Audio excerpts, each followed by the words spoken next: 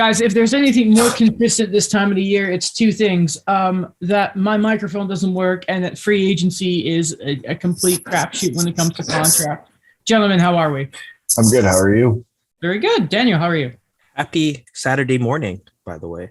I mean, 11 a.m. sort of afternoon, is it not? Happy. No. Afternoon is after noon. Okay, you know what? That's I kind of okay, guys. You know what?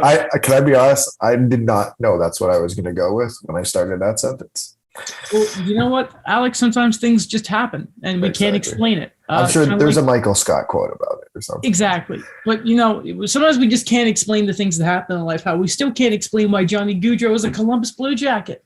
We will get to that, though. There is a lot. So we haven't recorded since after the draft.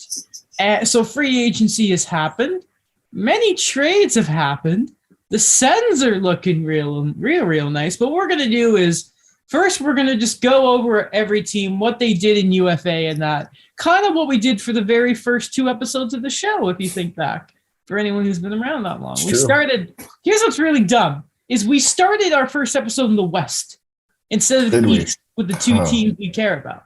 I never understood why we did that, Alex. But that's an interesting, I've never noticed that. Yeah, no, we were silly about that. We were silly. Remember Watch Out for Buffalo? Ooh, only took a few years. Okay, so we could start with Anaheim, but I don't want to do that. Sorry, Daniel, because it feels wrong to not start with the Columbus Blue Jackets, since they do have the belle of the ball. They get Johnny Gaudreau to a 7-year deal.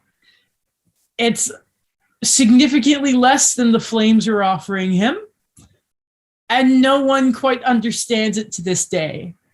I don't know about you guys. I still don't buy his reasons to going there.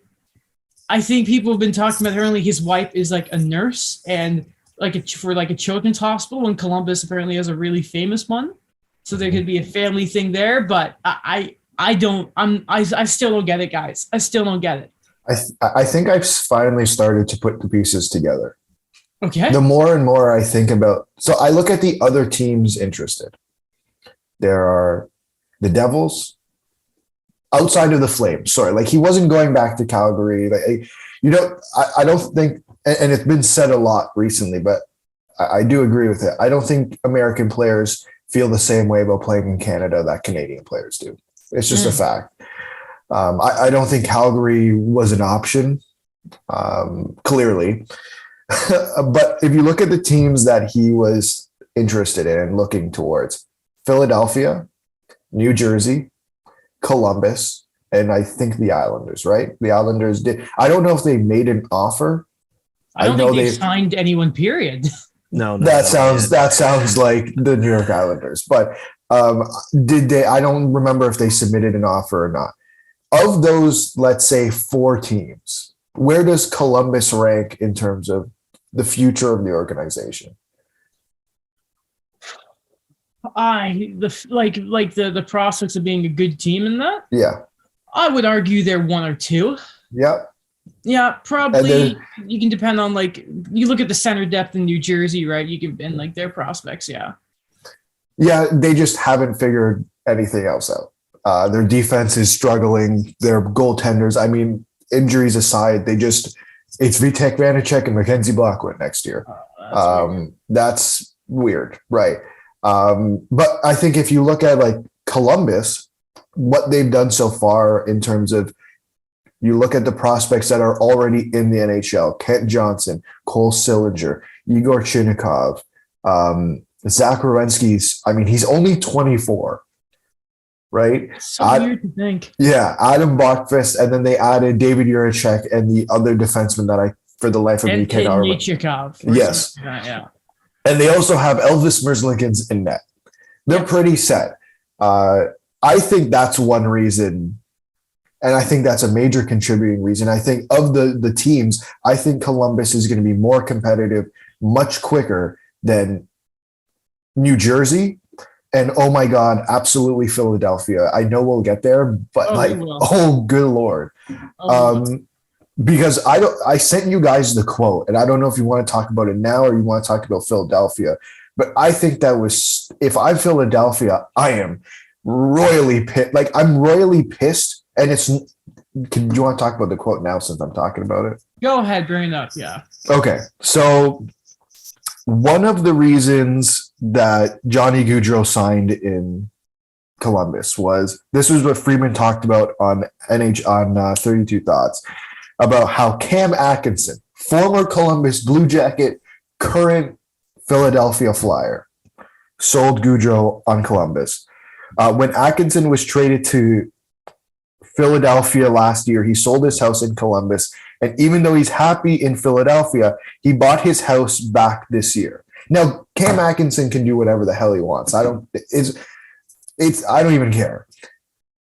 But you as an organization have to, as the Philadelphia Flyers, have to look at yourself and say, "Oh my God, what have we done?" That's just a weird quote in general. Like, what does that? I don't get it. Yeah, I don't understand, but the point that he sold him on Columbus while Philadelphia was also interested in him. Oh, okay. Oh, that's hilarious. Yeah, okay. That's bad.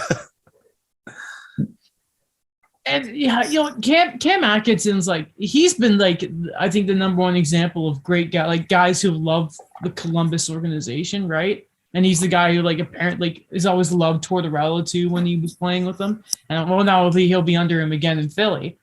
Yeah, it's difficult to talk about it without going into Philly too, but I think we might as well just cover them while we're here.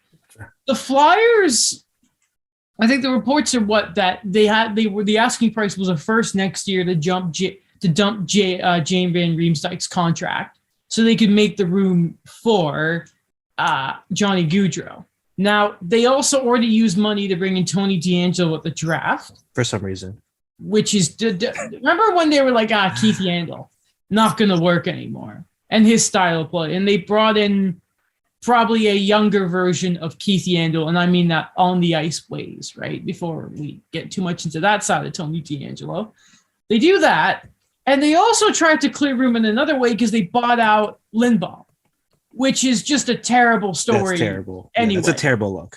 So, and for those of you who don't remember, Lindbaum's the guy who beat cancer. So, regardless of his player, I did see some Flyers fans say that his play had dropped off and he hasn't been the same since he got sick. Fair enough, but the image and they put out a statement and everything saying it was a difficult decision. It was kind of as terms of buyout goes, is a pretty nice way to put it out. But the image of this was the sequence: bringing Tony DeAngelo and all the noise around him, buy out the best story your franchise has had in years, and then miss out on Johnny Gaudreau. I think they announced the Morgan Frost extension. That was 1 year, $800,000. And on Twitter, it had 100 replies. And I'm like, ooh.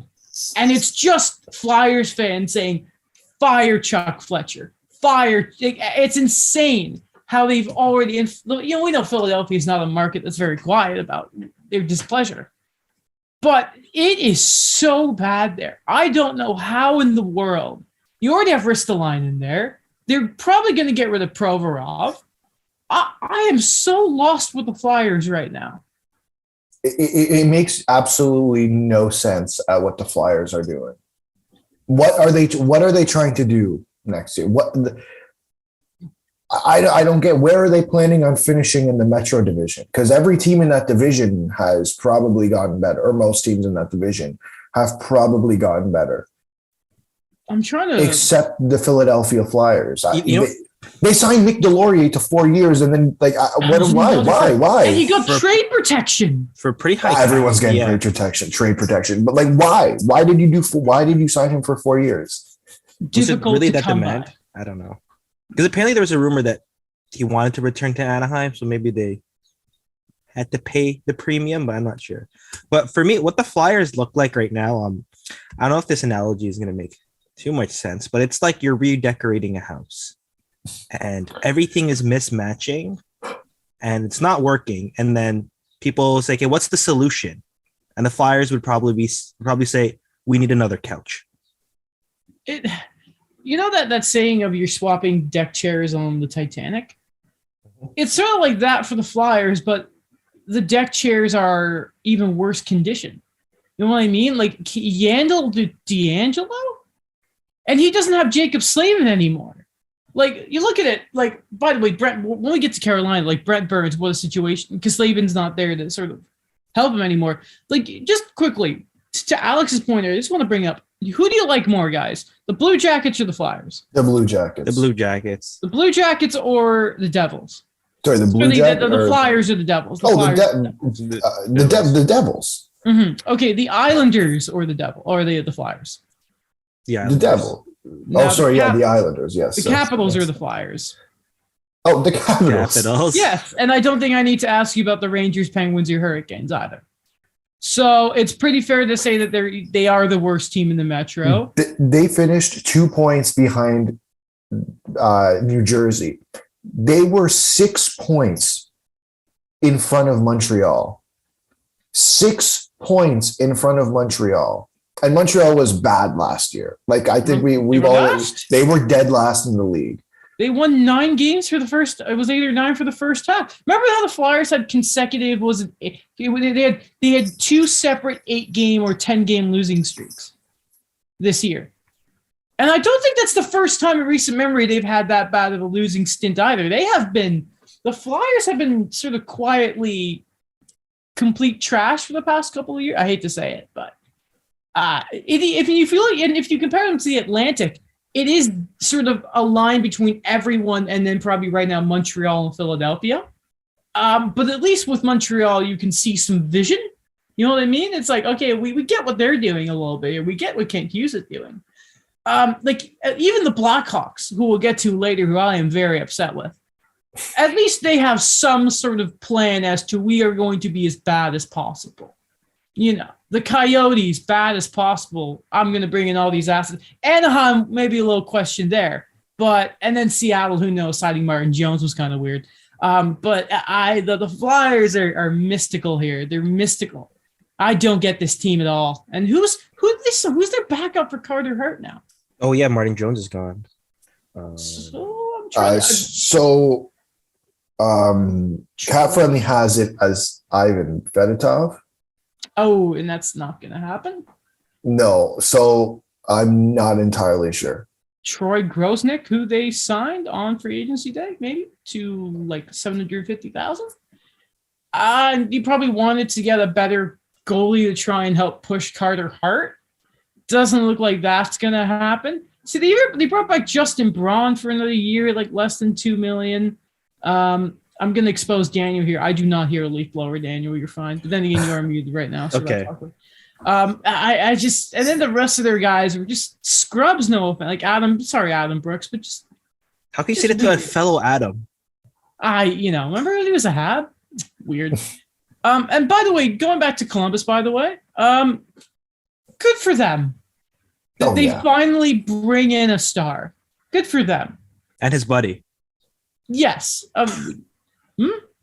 And his buddy. Who's his buddy? Eric Branson. Oh, cool. I forgot about that deal. Yeah. 4 years. 4 years, $4 million per. Did they sign the best and worst deal of the day? I think so. Or can we give the worst deal of the day to Detroit? With Ben Sherratt? Yeah. That was wild.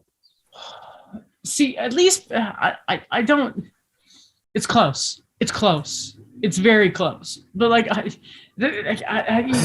story for another day. For another day. But like those were very bad. But like they had a good draft. I should say like they've signed a star because obviously they traded for Panarin and that kind of stuff. But they brought in a big name free agent, which I'm pretty sure for that franchise is great. By the way, what really helps Johnny Gaudreau and mesh with the Columbus Blue Jackets? What's that? So the Blue Jackets, fun fact, I don't know if I've said this on the show before. There was one team in the National Hockey League that has failed to make it out of the second round. Now, asterisk was Seattle, because back when they were the Metropolitans, they did win a cup, but maybe I'm being a bit cheeky there. Plus, they just had their first year, so we exclude them. There was one team that has failed to make it out the second round. Failed to make it to a conference. No. Back in the day. Back in the day. The Blue Jackets are the only team to make it to not make it out the second round in the history of the national, or the current 32 teams. Asterisk was Seattle. Obviously, the Blue Jackets have only ever won one round. And obviously, Johnny Gaudreau's playoff history, ignoring Game 7 against Ottinger, and that doesn't count. We're gonna, for the sake of my narrative, he also disappeared against the Oilers, so we can say that. So him in the playoff, the lack of playoff success with Johnny Gaudreau goes along perfectly with the Blue Jackets. And guys, I will let you know, I will be doing this podcast unless to steal that news anchor's joke, unless a podcast in Columbus offers me significantly less money. That was really funny on Twitter. Oh my God. So, very, very cheeky. Mm-hmm. This signing, to me, and I'm going to steal it from Jesse Blake, but he was talking about it as if it was similar to when Panarin signed with the Rangers, where they didn't necessarily need that star yet in their rebuild, but it sure as hell helps. And Johnny Gaudreau was available, so you absolutely sign him. Maybe they're not going to be competitive next year, but maybe 2 years from now, we're having a different story. Look at the Rangers.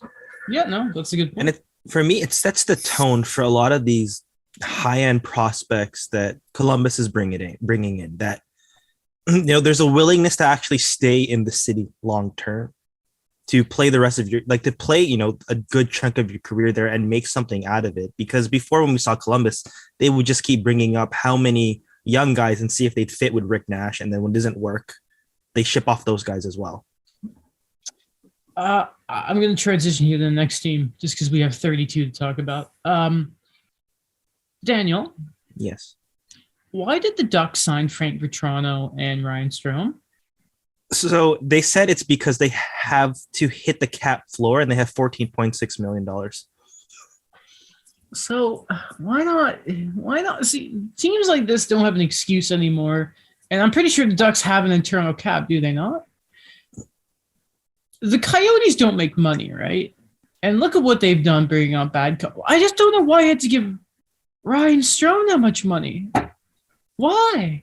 So remember we discussed it in the chat about how it kind of gives center protection now. You could protect Zegras in more protected center minutes and just let him develop there. Maybe, I don't know. I'm looking at the positives here for that. It makes me think of when Bob Murray signed Kevin Shattenkirk. It's like, why? I thought we were over these days, Pat Verbeek. Yeah, it was definitely weird. I don't necessarily. I don't necessarily mind the Frank Vetrano one as much. I think, listen, he's going to be a middle six guy on that team, and it is what it is. Making that type of money isn't the biggest deal, I think, for the Ducks. The Ryan Strome one, I don't get at all.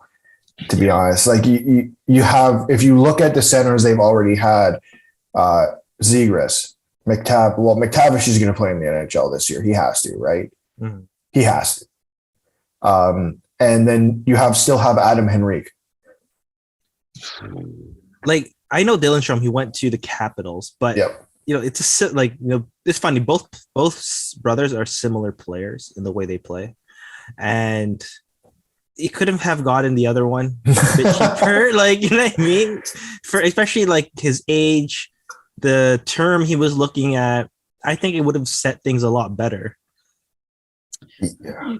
I was just thinking of brothers as you mentioned them, right? You see how I think it was one of the Fleury brothers wasn't qualified by Seattle, and it was I think it was the Montreal one. I think it was Kale. I could be getting mixed up, and it's like, that was your expansion pick. Anyway, weird thing there. I noticed a lot with this free agency. There's a lot of contracts, mostly between the $4 to $5.5 million ranges.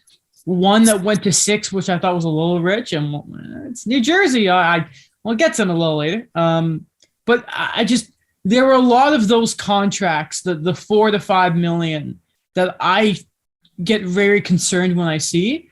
And I saw a lot of them dealt at this free agency. I saw a lot of them dealt. And we'll talk about them more as we go, but I just saw them like, I don't know about this. I'm getting a little worried for certain teams, but It made me sort of at the side seeing Kent Hughes not doing anything. I'm sort of like, maybe this is a good thing, but who knows? The Coyotes. See, here's the thing. As you know, being busy this week is I'm actually catching up on some of the news here. I didn't see that Troy Stetcher had signed there. Who else did they bring in? They bring back Boku Imama, which is a very good story. They signed Laurent Dauphin, Nick Bukestad. How the mighty has fallen. They signed. Sorry. No, in Josh Brown. Yeah. Yeah, I was gonna say they signed guys who they're gonna get picks for at the deadline. Troy Stetcher. I wish he could get a home. No one could give him more than $1.2 million. Really? The Canucks still couldn't think, we'll bring him back. I just want him to have a home. The Canucks are over him. Apparently, but they're not over Ilya Mikheyev. Oh, what a weird contract. I mean, the Coyotes are still bad, but now they're going to be bad in the ASU. Exactly. So, I mean, great. Did Cooley get his ELC? Do we know that? I know Shane Wright did, obviously. Don't think yet. Because he may have committed to. Yeah, is he going to the NCAA? Yeah, never mind. Yeah, yes, I think yes. What did he commit to, Minnesota or Michigan? Probably. I don't know. One of the two. Yeah, no, that makes sense. But yeah, just they're going to be bad, and of course they're not going to do anything too big. The Bruins. I did not know they signed Keith Kincaid, which is very strange to me. Habs legend. And Rangers, and they also signed Connor Carrick. Remember him? I do. That guy has been around. He's just wait for him to break out. Remember that? Thanks, Mike Babcock. Oh, of course. They also they brought in Pavel Zacha, which I just wasn't expecting. But the big thing with them is it sounds like we're just kind of waiting, but they're in negotiations to not just, of course, bring back Patrice Bergeron, which I always see news. I'm like, did we bring this up on the show? And as well as David Krejci. Please no. We don't need that back. Man. Alex is just like, come on. Man, I hate the Atlantic with a passion. It is going to be such a slugfest next year. Because, what was Boston's biggest issue this year up front? Center replacing depth. David Krejci. So here's what they're going to do: replace David Krejci with David Krejci. So, I hate it so much. How about Zacha realizes his potential finally? I don't see. The thing is, the thing with Boston is because they're going to be missing Marchand, Brandon Carlo, Charlie McAvoy. I think to start the season. I wouldn't be surprised if Patrice Bergeron's going to miss the start of the season too. Man, oh man. They're just going to finish in the wild card spot. They're going to hover below it for the start of the season and just boom. And it's going to be great. The Buffalo Sabres didn't do anything too insane. Lyubushkin comes in around 2.7, not too bad. They do bring back Victor Olovs in the power play, man. They bring in Eric Comrie. I kind of like that move. Also, do you see the thing of if he only had played a bit more time, he would have been RFA for the Jets, and he just didn't play him. And then that's not good asset management. That's not good asset management, by the way. And they brought in Cale Clague. So is Craig Anderson not gonna play this year? They also have Malcolm Subban. They signed. They have 3 guys plus Ukko-Pekka Luukkonen. Well, maybe it's extra careful, and maybe they just don't think, that Ukko-Pekka Luukkonen's ready. Fair. I would assume that's possible. Or plus Subban is on IR right now, so I don't think start the season. But I mean, I'd imagine Anderson would play. This is because it seems like he's got a good relationship going there, which is just weird to think. To think to Buffalo there, but it's just the thing with Buffalo that's interesting is we're just kind of waiting to see what they're like from the start. You know what I mean? With the Eichel stuff moving on and sort of this new era, you can say in Buffalo how they're going to play. That's what I'm interested to see, at least with them. Yeah, and they're bringing back the same crew essentially as last year for the most part. So it's a lot of just the younger guys coming in, taking that next step. Mm-hmm. The Calgary Flames, it's unfortunate, isn't it? like Kevin Rooney getting 2 point. No, sorry, that's the OR value. Like they bring Nikita Zadorov back for 2 more years. He makes just around 3.7 million. He's not worth. And now his buddy's gone. Yeah, you lost Johnny Hogg. He lost his D partner. Yeah, well, it's all Eric about Branson. It's all about the future of Matthew Tkachuk really now with the Flames. That's what we're wondering now.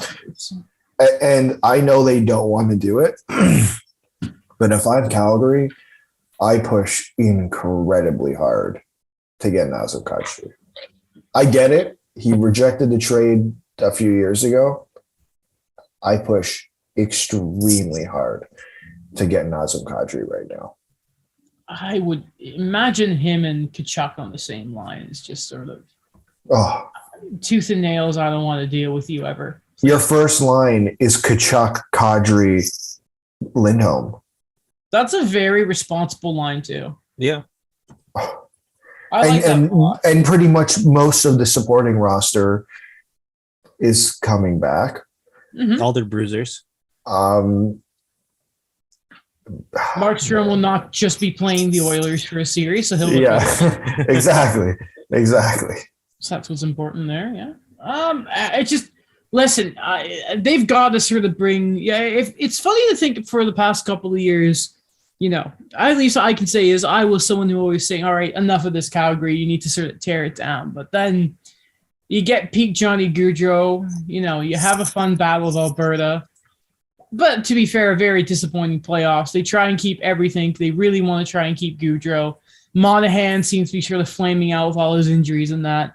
And now they're sort of being forced into the rebuild and not being able to sort of send off any of those guys for assets, which I saw Flames fans complain about. But then again, you're going to take a playoff run if you're them, right? But like, for example, if they do beat Edmonton and lose to Colorado instead, I bet the attitude's a lot different right now. But for sure. It's got to be a couple rough months to be a Flames fan, to be fair. Very tough for them. Carolina. Ooh. So here's what's fun about the Carolina Hurricanes is free agency. They actually were pretty quiet, except for Andre Palat, which is a pretty nice signing. But here's the big thing with the Carolina Hurricanes. They not only, for not much, bring in Brent Burns, despite, you know, being a little older, still put up, I think it was like 50 points this year. Now, imagine putting Brent Burns next to Jacob Slavin. That's going to be pretty nice. On top of that, they get Max Pacioretty and Dylan Coghlan for free because the Vegas Golden Knights are the Vegas Golden Knights. And we'll talk about Vegas when we get to Vegas, when it's my turn, as Skip Bayless would say. But I think the Hurricanes have. What did they need? Goal scoring. What did they do? Max Pacioretty. More offense. What do we need? Brent Burns. I hate them. And I think another thing was, they had that issue up front or at the top of the lineup in scoring, but they also had the issue with depth. And I think bringing in Andre Palat fills that role. Like, God, I hope he's healthy. If he's healthy, you know, you can probably get at least 20 goals out of him. And I can't imagine he's in the top 6. Now he could be, and that'd be a great opportunity for him. But to have 20 goals and he be in the bottom 6, third line, I think that's everything you could ask for. So 3 things right now. First, it looks like my video has brightened up a bit. Yes. Second, I think it's a pretty funny thing, and they've been really good with it. It just the cast of characters they've been able to have to replace that right side on their defense the last few years has been pretty amazing. Dougie Hamilton, Tony DeAngelo, and now Brent Burns, because the left side is just way too good. Third thing is, you know, I like what they were able to do. The Brent Burns one is just, you know, they didn't really give up too much for him. It's just the cap hit, but he could still play. He's going to be protected, what you said with Slavin, with a Brett Pesce. And I know the Pacioretty one, it was a surprising one, but it's something that I think with limited minutes too, what you've mentioned, the depth could be good for him and could be good for the Hurricanes, especially the way he plays.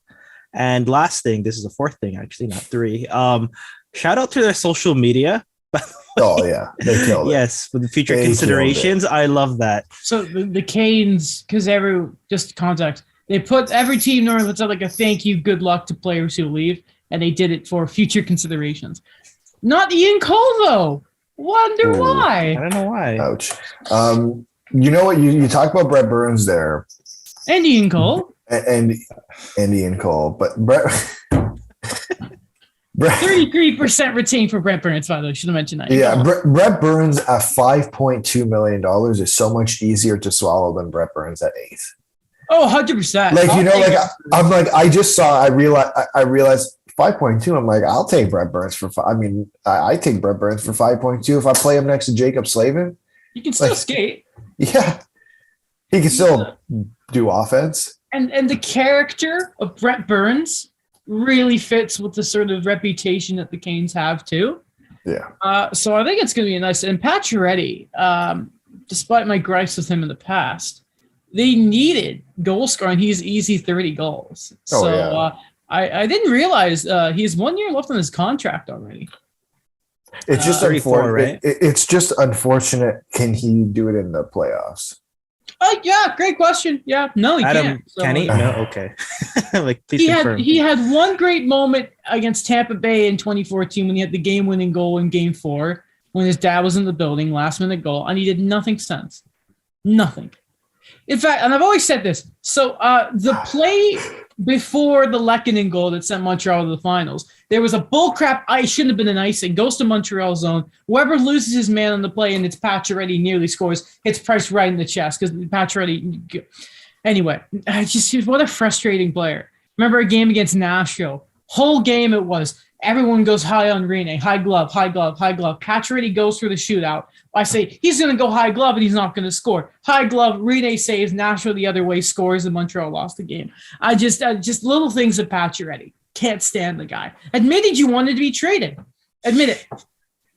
Anyway, where were we? Carolina. No, good for them. They love former Habs. The Chicago Blackhawks. Okay. Adam, you must be devastated. Why? They took Brett Seney.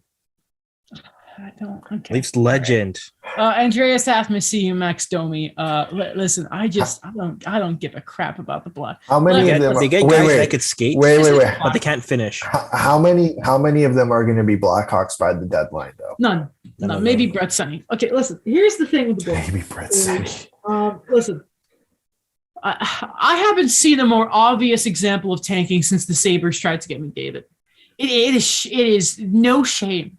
No shame from the. I'm sick of. I'm annoyed with the Blackhawks. Did you see that Mark? No, not Mark Lazarus. What's his name?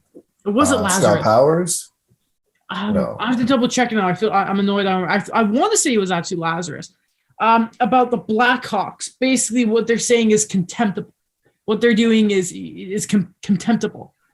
It's just so obvious and so sickening to me. If I'm the NHL, if I'm the league office, this is just a big FU, to be honest. Like, in terms of like, hey, this is the system we've created is supposed to disincentivize tanking and create parity.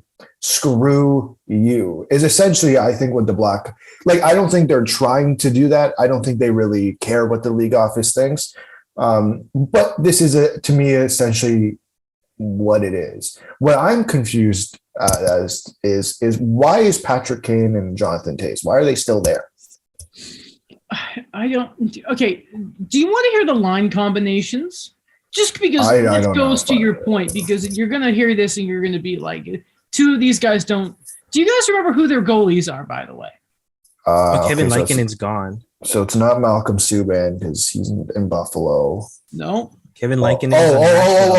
Petr Mrazek, obviously. Sorry. Yeah. Sorry. Silly me. So Cat Friendly has Mrazek and Stalock. Daily Faceoff has Mrazek and Soderblom. I don't know who Soderblom is, but that's the goaltending. Okay. The defense, Seth Jones, who they're stuck with. Alex Vlasic. I don't know who that is. Oh, he's the cousin of. That's a young guy. He's American, but he's the cousin of Marc-Edouard Vlasic. So he's not even real. He's second round pick 2019. He's must be good. All right. Connor Murphy, Jake McCabe, Riley Stillman, Caleb Jones, by the way, who they only got because they got the brother. Yep. Lucas Reichel is projected to be the first line center. Stop it. With Patrick Kane and Philip Kurashev. Second line, Tyler Johnson, who is still there with Taylor Radish and Jonathan Taves. Max Domi between Andreas Athanasiou and Mackenzie Entwistle. And then Sam Lafferty with Boris Kachuk and Colin Blackwell. So now imagine that with Taves and Kane being gone because they have to be at this point, Alex. I think the only reason they're probably keeping them at this point is, I don't know, maybe they're trying to get it to a point where they're making those two ask out. Because like, here's what I'm thinking about, right? Is how have they not already asked that? Blackhawks are going to be, if you trade Taves and Kane, it's like, what other reason is there to go and see a Blackhawks game? And I'm just exactly. Alex is holding up a zero. Who's not watching the audio, the visual here? It's like the money that the Hawks are going to make is going to disappear. And the reason, and I rarely bring this up with teams, right? And we like the Blackhawks not making money all of a sudden is terrifying for this league. That's what I'm really, really concerned about. All else here is I am so worried about the cap going up in a few years. Alex put some reasoning into the other day to me because I hated the Sergachev deal, and he reminded me, Adam, the cap's going up. And it will when all this escrow is paid up, but I just get so much more worried when I see the Blackhawks in this kid. It's different if Arizona do it. They're not relevant. But the Chicago Blackhawks, say what you want about Mark Bergevin and his time in Montreal, and say what you want about Brian Burke and needing a star with Phil Kessel.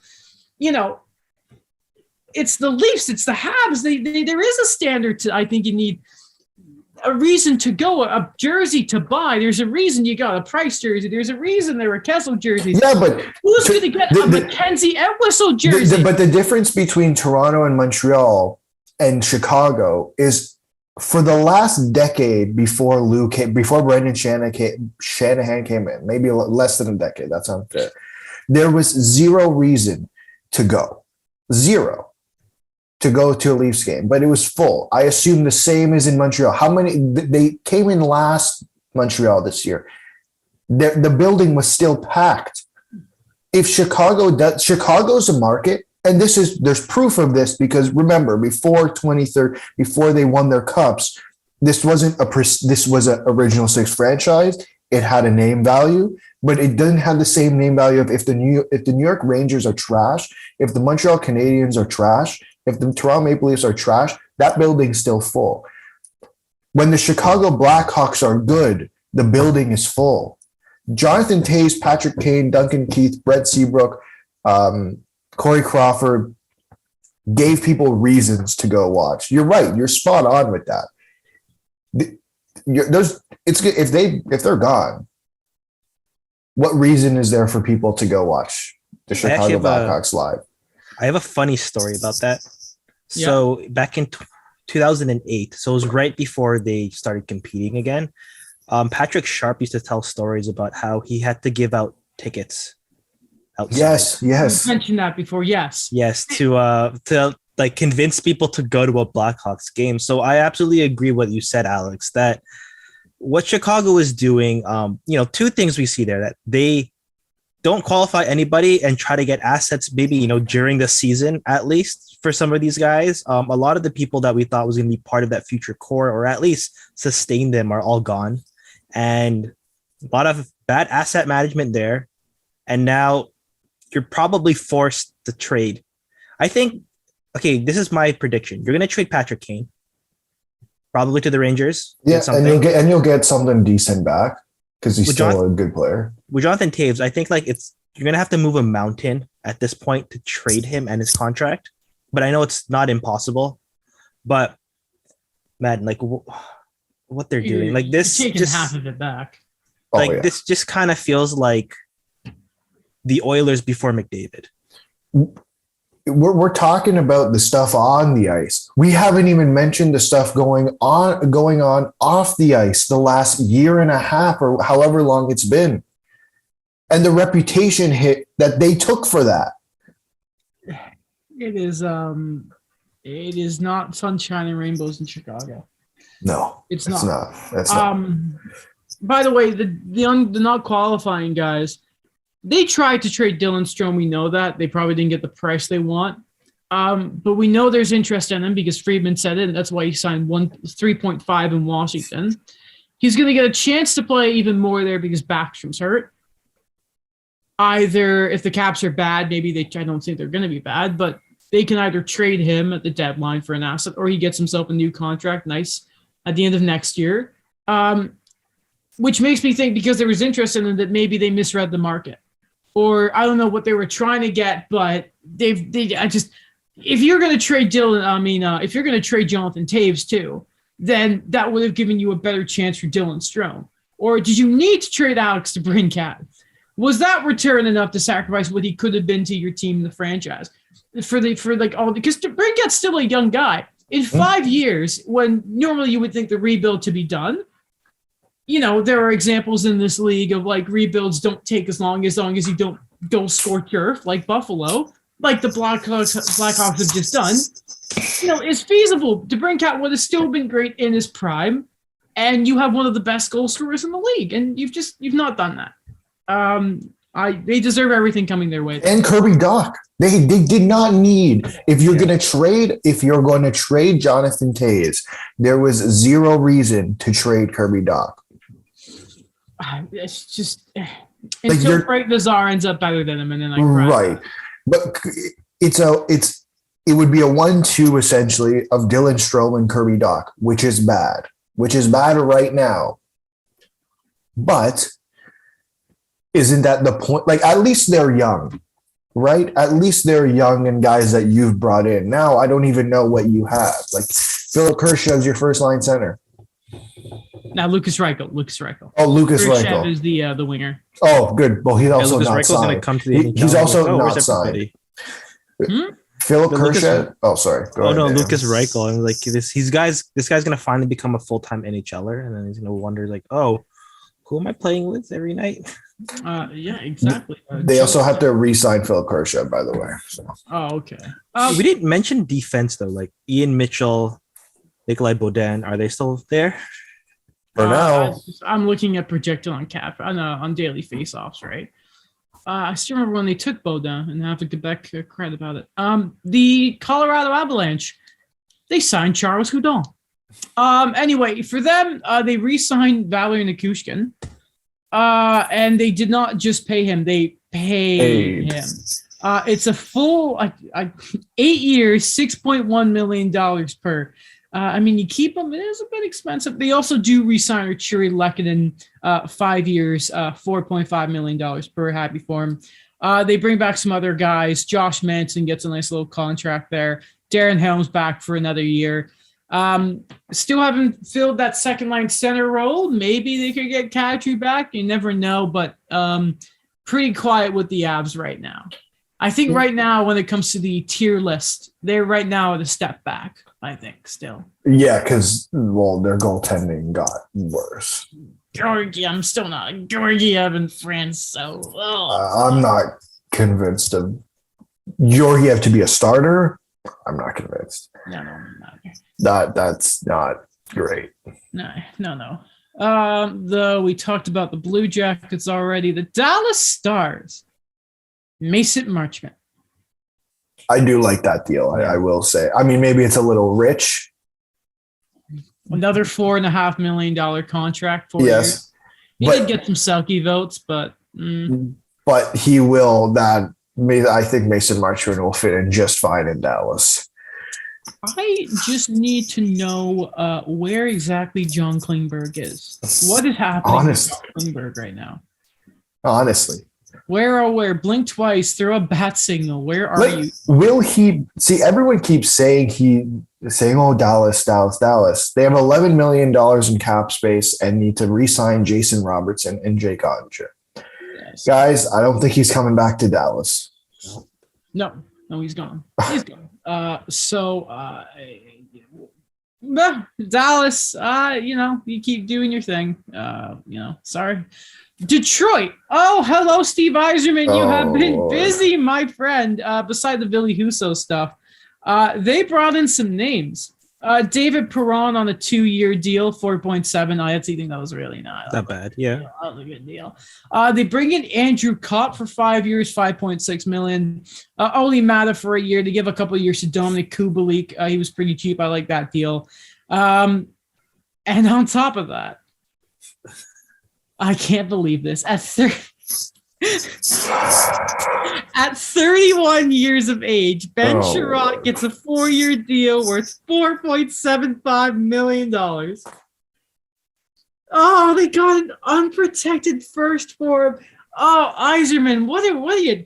First off, I like those other moves. I do not like Ben Sherratt for that much. What are we doing, Yzerman?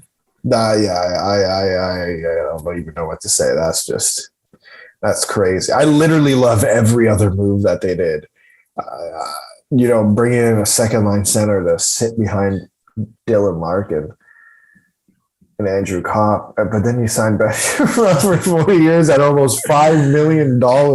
Holy crap! And I think they said they plan to they have him like slotted in the top 4 to play with either Sider or no. No, and people were like, play well with Shea Weber. I'm like, they were not good together. It would just happen too often. The amount of yelling that went on in this podcast about that, like, no. Yeah, I'm still waiting for my apology, Curtis. The way I saw it is Stevie Y went on a shopping spree and he just couldn't help himself. Once we got to the Ben Sherratt signing, I love the moves. And you know what's great? They still have $10 million in cap space. I mean, yeah, like you got to look ahead to the future, but can still make another splash. Well, I think we're just kind of waiting for Larkin, right? Like everyone's kind of waiting for that extension to finally happen. But right now, their main roster on cap friendly is 10 defensemen. So clearly there are going to be tryouts, but we'll see. I looked at it and I just thought, Yzerman, I like you, man, but I made a mental note that you gave Ben Sherratt that deal. That makes him their highest paid defenseman, by the way. What? Yeah. Ben Sherratt is the highest paid defenseman of the Detroit Red Wings. Correct. Philip Hronek makes 4.4. Ben Sherratt makes 4.75. Are there any buyouts that are higher? Remember when Dion Phaneuf's buyout was the highest paid defenseman? No, there's no defenseman with buyouts. Oh, okay. Is your last bouts Justin Applicator and Franz Nielsen? This is Franz Nielsen's last year. Neat. Okay. The Edmonton Oilers. Okay. Evander Kane gets extended 5. Yeah, great. 4 years, 5.1 per year. Great. We talked about Evander Kane. I'm not wasting any more breath on him. They re-signed Brett Kulak. Sorry, Adam. Like that. It's a really good deal. $2.75 million for 4 years. That's such a good deal. And 5 times 5 for Jack Campbell. There was no tampering at all. Not at all. No comment. No. Their goaltending got better. Oh, 100%. There's no doubt in my mind that their goaltending got better. God, no.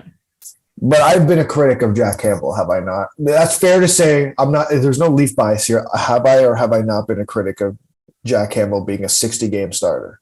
Oh yeah, yes, absolutely. We've had the conversation. Yeah, we've had many conversations about the placing of Jack Campbell. So the question here is Stuart Skinner a 40-game goalie right now? You know what? I can't help but think they could have started integrating him more last year.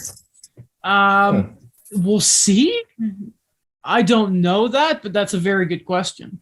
Like I think that's, to me, that's what it comes down to. In goaltending, because I think Jack Campbell can hold the line clearly and do more than that. It's just he can't really play more than 50 games in the regular season. Yeah. If you can get a goalie who can do the other rest of the games, you're good. I want to know Jeff O'Neill's opinion. Yeah, The I don't know. No, it just seemed a bit 360. This is one about Why? What was? I didn't hear Jeff O'Neill's opinion. What was it? He was just very critical of Jack Campbell going to Edmonton as well. I think there were a lot of people, and this isn't you, but I think there were a lot of people who were, how do I put this? Flip the script a lot on Jack Campbell. When I heard certain things about him said last year in his defense, and I remember hearing things like, he kept up with Vasilevsky and Price, and it's like, I mean, he had like one good month now. I'm like, oh, okay, so that's what we're doing. He did have one good month. See, we said that. Yeah, we were like, oh, you remember when people were like, when they came back from like around in January, and they were like, COVID's affecting him, and it was a month after the COVID shutdown. Well, it was an injury. I don't know about that. It wasn't COVID. It was clearly an injury. It was very much an injury. Saying there was at the time, first they said it was a mental thing, and it was like coming back. And then there was the news of the rib injury, and we were like, what? I remember you were saying, why in the world is he playing through a rib injury for a month? Can I be like, there was at the time the thing was it was a string of excuses, and now it's like, no, it was an injury. The people saying he was an all-star, saying, yeah, he was an all-star, but after I just find it really funny how many people did the 360 on Jack Campbell. I like to put it on the positive side because we know that we're gonna. That's so you did. That's so you did. I'm sorry. You gotta look at the positive side. No. The positive side of this is, well, like I'm happy he finally got the big extension he wanted. Yeah. But I think the second thing I just wanted to know is, we talked about the intangibles. We talked about the injury history. Talked about whether or not he's going to be able to have the 60-game workload.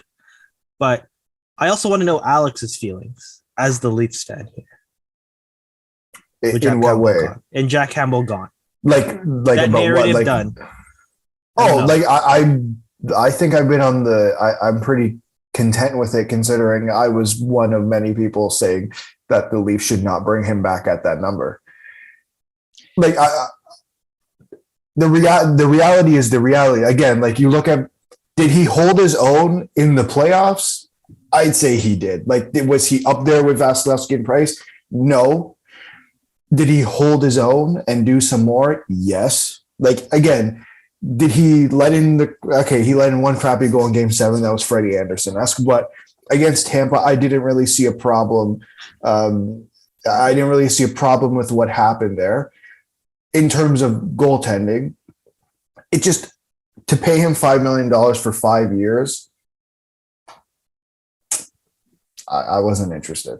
Listen, let me say this. Jack Campbell is a really nice guy, and I'm happy he got money. I'll say that. As critical as I have, and listen, I as a Habs fan was insulted when there were comparisons and people saying he was out playing Carey Price. I nearly burnt the city of Toronto to the ground. Like, I'm Gwyn, Lord of Cinder here, guys. Like, Dark Soul reference for you guys. That would have been me.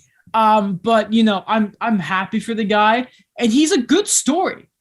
Like, becoming a starter so late and all that, and now he gets to play with Connor McDavid.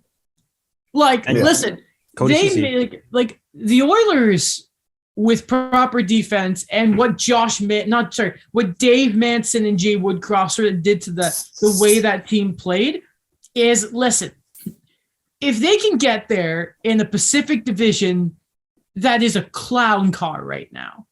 The Oilers can win a couple rounds on the back of Jack Campbell if he could be marginally better than Mike Smith, we have McDavid for a few rounds in the playoffs, and not a single person should be complaining about that.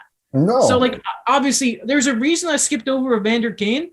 I want to make it very clear. I like Jack Campbell, the person. I don't know if they have Red Lobster in Edmonton, but I hope you get some hot ones there, Jack. Yeah, no, I agree. The Panthers didn't. But wait, there's more. There's more to the Oilers. You missed out on stuff. Oh, wait, there's more. What did I miss? They have two in particular important RFAs, and they're unsigned, and they have $1.3 million in cap space. Holland always. So one is Yamamoto, right? Yeah, Yamamoto and Puljujärvi, who they still haven't traded, and then Ryan McLeod, who I think played third line minutes last year. Who I also think they should be careful with for no particular reason I will not say on here, but But no, I feel like this is not the first time Yamamoto's been the last guy gotten done.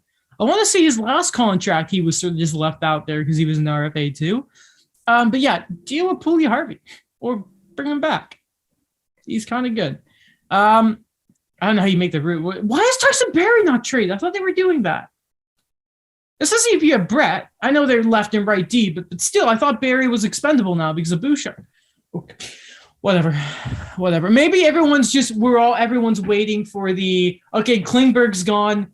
Petrie go to Dallas. Right. We flip Barrie to Montreal, and then maybe that's what we're all waiting for. The Panthers didn't do much, though. They do bring in a couple of nice depth guys like Nick Cousins and Colin White.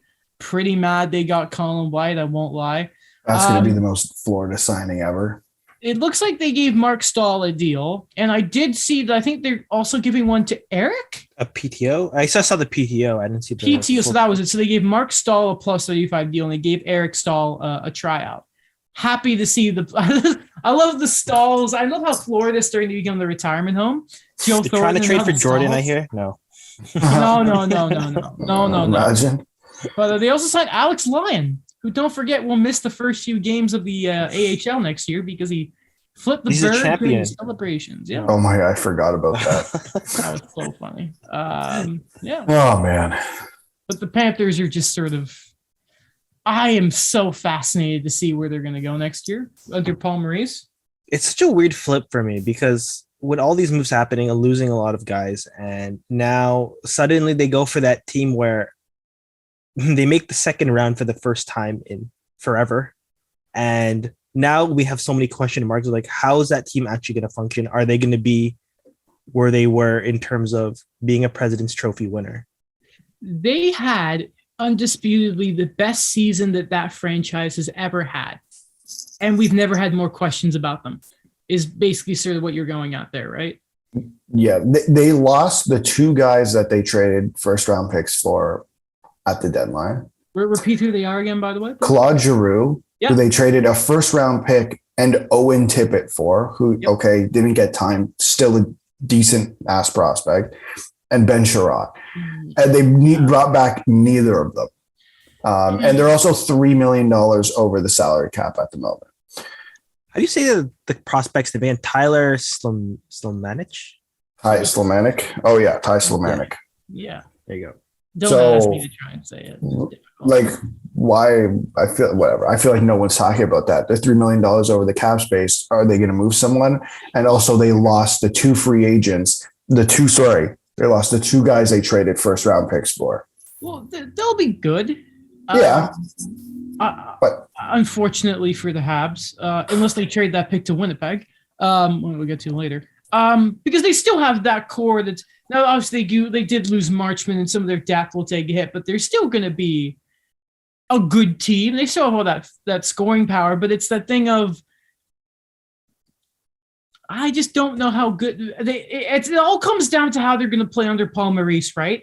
Also, what the hell is going on with Mackenzie Weegar? Because everyone's like, he's going to Ottawa. And I'm like, first off, I don't think they need that type of defenseman. But like maybe a more steady right D instead of Weegar's a bit all. I'm not saying he's bad before Baumgartner haunts me. But, the Panthers, it's just, where are you? It's maybe it's a bit disrespectful to say that to the President's Trophy winner, but I do still have questions about the Panthers. Here's what's really weird to see on the never mind. I was going to make a joke about letters, but it's dumb. The Kings, Brendan Lemieux, and Phoenix Copley. Did you see the Elliot Friedman tweet? Oh my God! I saw. Yes, I did. Where Friedman, because you know how he always has a lot of typos when he tweets really quickly, especially during free agency. Yeah, he said Lemieux 1 year, $3.5 million. And then he said, 1.5 million. And then Brendan Lemieux's like, I like your first tweet better. You got the rate. Man, I saw $3.5 million. I'm like, what on earth are they doing? So Cat Friendly has it as 1.35. So maybe Elliott screwed up again. But hey, I mean, stop biting people. I'm stop waiting for the Kings to get Chikrin. Honestly. Did we talk about Kempe? Oh, I don't think we did. We did last episode. We know because Good LA. They're solid. Except Bergevin, bastard. Didn't show up at the draft. He was at the draft, actually. I saw a video of him. Oh, he used the back door he knows. It was the bus with all the same people. Maybe you guys missed him. I saw a TikTok of it. I am telling you, it is not the same bus. It was a different bus. I'm telling you right now, man. Oh, there were fans surrounding the bus. It was a recreated scene somewhere else prior to the draft. There are different areas. There's a lot of entries around the Bell Center. I don't know. He didn't come through the front door. Okay. It was a decoy. It was a Queen Amidala situation. Well, it's a good reference. I'm sorry, my queen. Well, you did your job. The Minnesota Wild. Nick Petan. Oh my God. I can't believe they signed Nick Petan, Stanley Cup champions. I can't believe that Andre Schuster is still in the league. Here's the big thing with Minnesota. Cam Talbot's gone, which was expected. They kept the wrong goalie. Okay, I'm saying it right now. I don't feel bad. They kept the wrong goalie. Oh, I don't agree at all. I actually could not. I'm going to be on Daniel's side on this one. I think you keep the goalie with winning pedigree. What did Cam Talbot do before? The second round with the Oilers. No offense to Cam Talbot, but he'll go to Ottawa and he'll be a great in between until Matt Sodergaard's ready to come in, and he'll do the 40 and 42 with Anton Forsberg. Listen, all I see is I look back on that series with the Blues and I think, wow, you threw Talbot in, who was so much better down the stretch. You ignored the goaltending rule of, unless you have a clear-cut number one. I know what you're thinking. I'll get there. You go with the hot hand. And Fleury, to me, at this point in his career, is not a clear-cut number one anymore. Oh, that's not true. That we will mark it now. True. That's not true. I don't think he is anymore. And you know what? I just winning pedigree. How old is wait, but what has Cam Talbot, and I don't mean to be disrespectful to Cam Talbot, but what has Cam Talbot done to deserve he's the clear-cut number one on that team? Because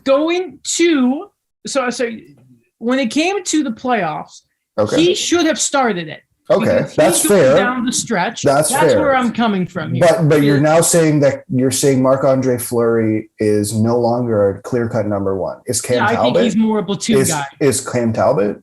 No, I think he's still they're the same level. They're still there. Okay, so do you go with the goalie who's won? Okay, do you go with the goalie who's won multiple cups, has been to multiple cup finals, or do you go with Cam Talbot, who has played a total of 33 career playoff games? Are you asking me if I was Dean Evason, round one, game one against? No, I'm asking you if you're Bill Guerin going into next season.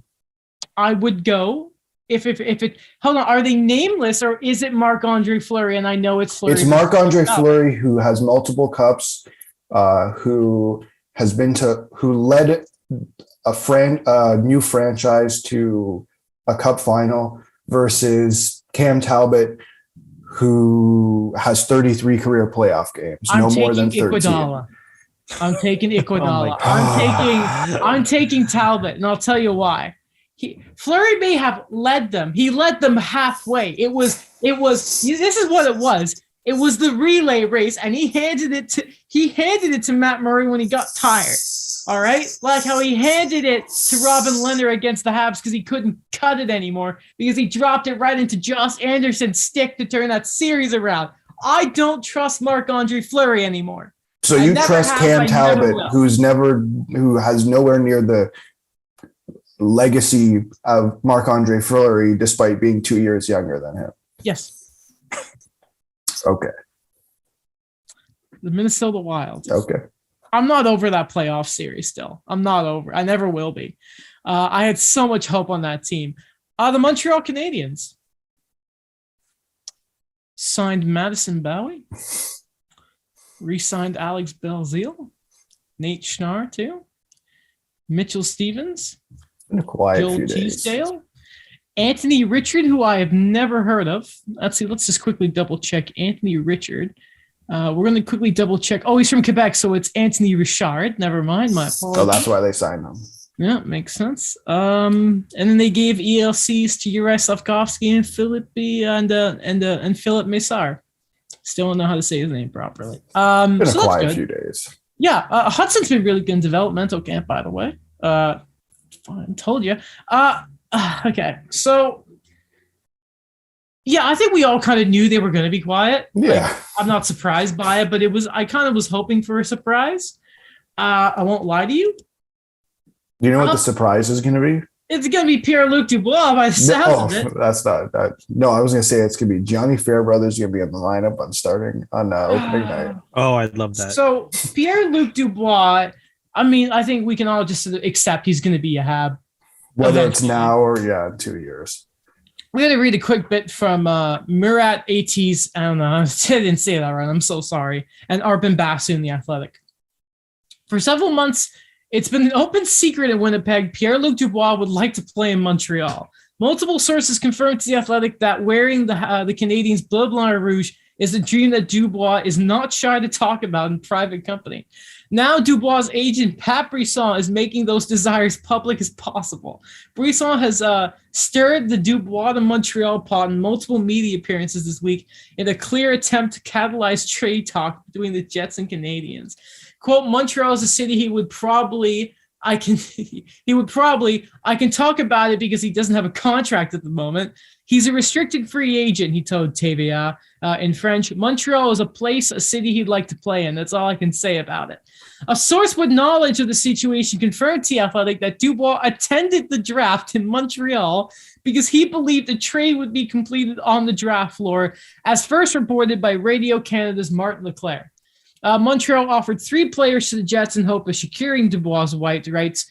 You'll recall that Montreal selected Slovak right winger Juraj Slavkovsky, number 1, and then acquired Kirby Dach from Chicago. But Dach is not Montreal's endgame. The Canadiens have continued their pursuit of Dubois since the draft. It is believed that Winnipeg is holding up the deal in an effort to secure a player Montreal has no interest in moving. So I'm going to assume Dvorak's part of that deal. Probably. First off, and I have no idea who the other guys are. But see, here's the thing, right? Is I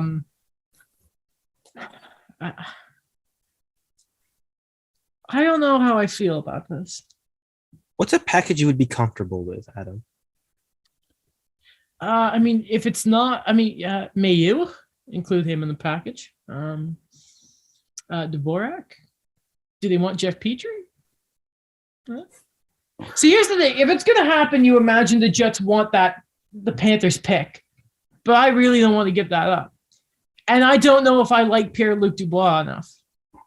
Like, listen, he's a top 6 centerman, and behind Suzuki, that's pretty hot. But it's like, I am not mentally over that shift in Columbus. Yeah, I was going to say, I was critical of that. I find it hysterical. I mean, you called a Leafs fan earlier, so I feel pressured to call a Canadiens fan. Oh, go ahead. Hysterical, the amount of people I see on Twitter talking about Pierre-Luc Dubois. Just how the turntables, as Michael Scott would say. like think of it like this. How cool would the Habs-Leafs rivalry be with Dubois in the division? No, it'd be great. Like, that would be so fun, but it's like, I am not over that. Especially because if he ever pulled that in Montreal, he would be eviscerated, right? Yeah. Like, no return. Like, I still am done with Nylander for that shift in the playoffs, too, the more we avoided the hit.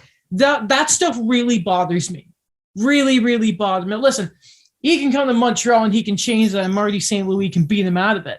But right now, I don't know what the package. Listen, you don't give up Massar, you don't give up Uri, you don't give up Hudson, you don't give up Gooley. If you think you're getting Suzuki and Caulfield, I can't swear. Go away. It's not going to happen. Anyone else, take him. Because he's a second line. Like, can we just talk about if Kent Hughes in less than a year acquires Kirby Dach and Pierre-Luc Dubois, that Marc Bergevin should never be allowed to have a job again, because in less than a year he can acquire 2 potential great centermen, and Bergevin struggle to sign Matt Duchene.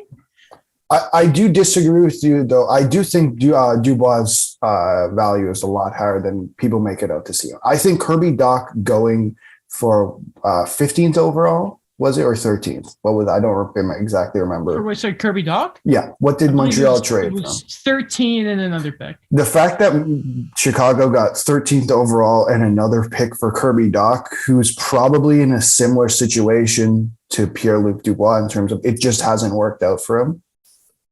I think his value is clearly a lot higher than what we could think it is. I'm not saying, no. Obviously, Cole, Caulfield, and Suzuki are not included in that deal, but I think it's going to take more than maybe people imagine to pull Pierre-Luc Dubois out of Edmonton.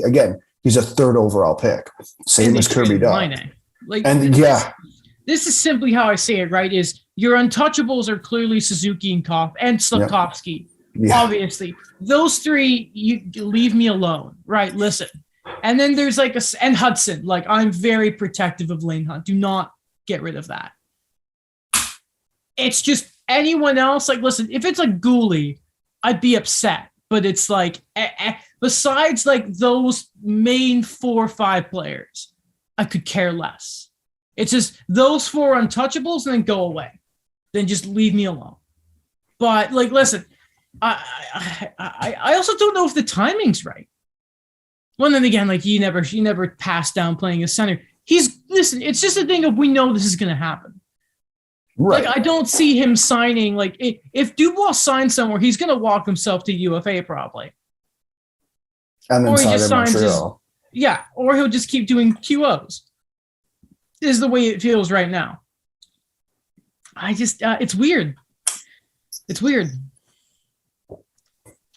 It also makes me think maybe they should have done that deal to trade Kotkaniemi back when everyone, when he first won out of Columbus. It makes you sort of think back to that, doesn't it? But yeah, it'd be nice.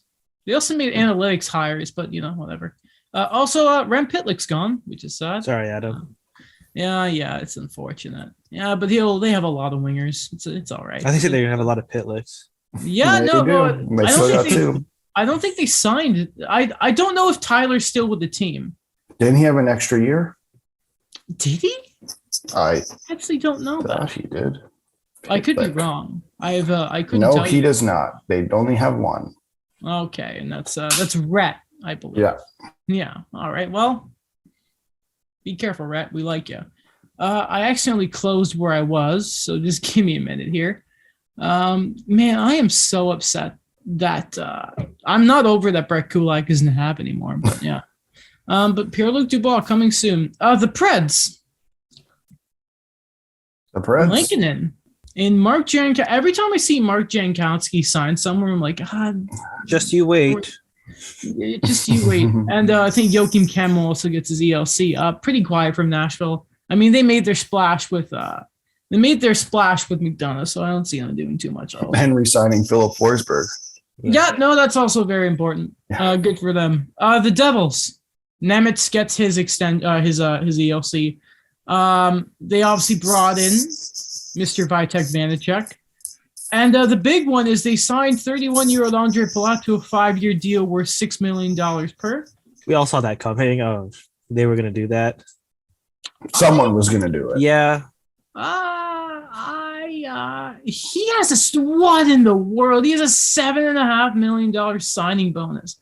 Oh my goodness. You were right, Alex. Everyone's freaking getting no movement clauses here. Yeah. I do not like that deal for New Jersey.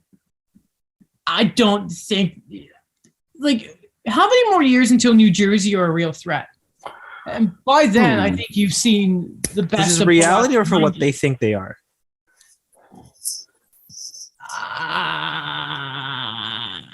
It's just, this seems like a contract that they're just going to be regretting in 2-3 years, really. You think so? I don't know. I don't know about that. They're not going to make the playoffs next year. They won't make the playoffs next year.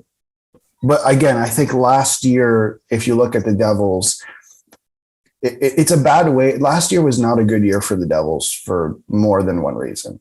Stop me if you've heard that before. No, yes, but it was a reason that was extremely out of their control, which was goaltending. Like they just injuries left, right, and center. By the end of the year, it was like John Gillies and Nico Dawes, right? Oh God, yeah, I remember. There was that point where like, you can't. Hammond was playing games. Yeah, like weird. You're just not going to have that. So again, if you have Mackenzie Blackwood, who in the past has shown signs of being a really good goaltender, you bring in Vitek Vanacek. Again, like it's going to be a platoon. Are they going to make the playoffs? Probably not. But I think they're going to be a lot more competitive than they were this year. Where's Andre Palat from? I'm very curious. He's Czech. He's Czech, right? Yeah, he is from the Czech Republic. But even like, don't you call it Czechia now? I don't know. Listen, guy gets paid after being like probably the most clutch. I don't think it's a hot take to say this. Like the clutchest player maybe in Tampa history. The Justin Williams of today. That's a very good. That's a very, very good comparable, Daniel. That's very good. Because I think he got that same amount of money too with Washington. Mr. Last Second, Mr. Last Minute, something like that. Yeah. That was good. But the Islanders. Yeah, no, they have the only thing they've done is signed an ELC. They've done nothing. I can imagine Islanders fans are losing patience with Lou Lamoriello very quickly. Man. Like who again? The question: who's scoring next year? And Matt Barzal's up next year, guys. He'll be. I'm pretty sure he's a year away from. He'll be 1 year away from being a UFA, and he has ARB rights to get there. Where are they going? Like, stop me if you. They look like the Devils when he left right now. A lot of and you can even see there are some. I was gonna say, wasn't what's his face on the Devils when he left? What's his name? Goal scorer. Zach Parise? Not Parise. No, the one who I couldn't believe was younger than Jordan Eberle. Palmieri. Palmieri. Wasn't he a Devil by the time? Yeah. It's just I'm looking at all these bad middling contracts. I'm like, what are we doing? Like they still have to sign Noah Dobson. Mm-hmm. Which is not going to be fun. They have to sign Alexander Romanov, but he doesn't have ARB rights, so he's a bit of a thing there. I don't know what they're doing unless their bet is try and get Kadri at all cost. But then you have to move someone out because you have $11 million in cap space, and Kadri's going to take out most of that. Oh God, yeah. What are they going to do? Like they keep saying Semyon Varlamov's on the block, or they did towards the trade deadline. I don't know if that's still an option. I mean, Ilya Sorokin's a hell of a goalie. Hell of a goalie. Who's his backup? If they do get rid of Sorokin. Right. Then you got to bring someone else in, which is no one's available. Ken Appleby. What a name. Right now. I mean, at least they have all their picks, but the Islanders need to do something. Like, I'm begging you, please. The Rangers. Okay, like listen, guys. I first off, they bring in both Louis Domingue and Yaroslav Halak. I don't know who's gonna. I mean, they saw what Louis Domingue did as a third goalie before, so I guess now they want to have that themselves. Spicy pork and broccoli. The big move though is their second line center that features Vincent Trocheck, a 7-year deal, 5.6 per. I don't like it. I don't like it. It's another deal I don't like. No. I thought they were going to get someone more legit to have be their second line center. And sorry, Trocheck's been Carolina's second line center since he got traded there. Yeah, he literally bumped Jordan Staal down to the third line. Yeah, and they didn't win anything. He's not a game breaker. No, but your second line, most second line centers aren't game breakers. They should be nowadays. Come on. I'm sick of seeing guys like David Desharnais up in the lineup. All right. Come on, like I don't like the term. I think 7 years is freaking long. But again, like I don't mind that at all. I think Vincent Trocheck's more than fine as a second line center, especially on that team. Strome and Trocheck feel like. Oh, I take Trocheck over Strome every day. Well, I don't think there's a compilation out there of Vincent Trocheck missing all the empty netters in the world, like there is for Ryan Strome, unfortunately. We'll see. Ryan Carpenter, too. Adam Sikora gets his ELC. Still mad that they took that guy, by the way. Yeah. The Sens. Oh, the Sens. I'm so happy for them. Okay, so the Ottawa Senators. Are you happy for them? We're all in the same division. You should not be happy for them. I want Connor Bedard, man. I want Connor Bedard. This is great. He'll be a Chicago Blackhawk. And the Coyotes. Yeah. And the Flyers, whether they like it or not. Yeah, exactly. Okay, so the Sens send out Philip Gustafson. They get Cam Talbot, obviously. They go get Alex DeBrincat. They signed Josh Norris for 8 years at just under $8 million. I like that contract a lot. I really like Josh Norris. They obviously bring in Claude Giroux for 3 years. The AAV is 6.5, which I don't actually hate that much. So far, and Scott Saberin's back, so good.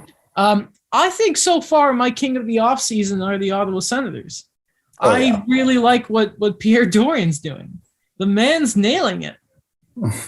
He is nailing it.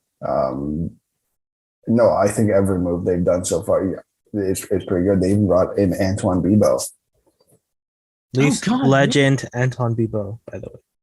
Yeah, no, but I think locking up Josh Norris, that'll take him to 31 That years is an old. amazing deal. And oh my gosh, I keep thinking Norris, Stützle. Yeah, I think they did. They basically looked at the Suzuki contract, and I think with the $1 million raise in the cap, I think they basically just gave that to him. right. And you look at Claude Giroux coming in for 3 years at 6.5, which isn't bad at all. And I think it's a good guy to have around.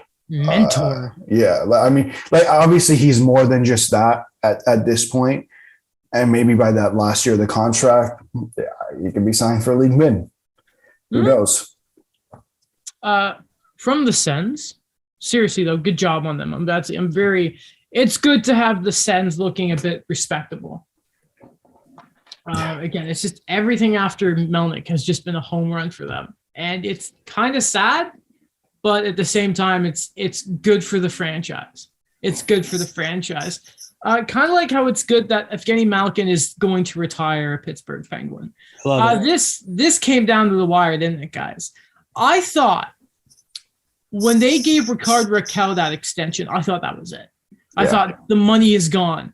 But Evgeny Malkin has re-signed in Pittsburgh. Apparently, apparently Sidney Crosby came in and was like, "Hey guys, can we figure this out?" And when Sidney Crosby says it, you freaking listen. But I don't want to talk about that, guys. You know why?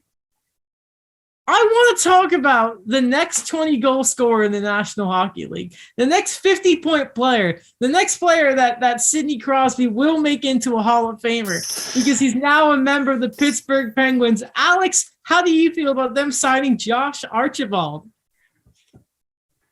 I'll play in the bottom six. Doesn't matter. Come on. You'll be great. Chris Kunitz 2.0. Exactly. Few cups, Hall of Fame, maybe. Chris Kunitz snub this Team year. Canada. Team Canada, why not? There he is. Everyone wants McDavid Crosby. I want Crosby and I almost forgot his name, Archibald. That's how rememberable he is. Exactly. Can't And they even signed remember his Jan Ruta, which was like, cool. Oh, that was under the radar too. Oh my God! Don't miss Dustin Tokarski like that. My boy. And Xavier Ouellette.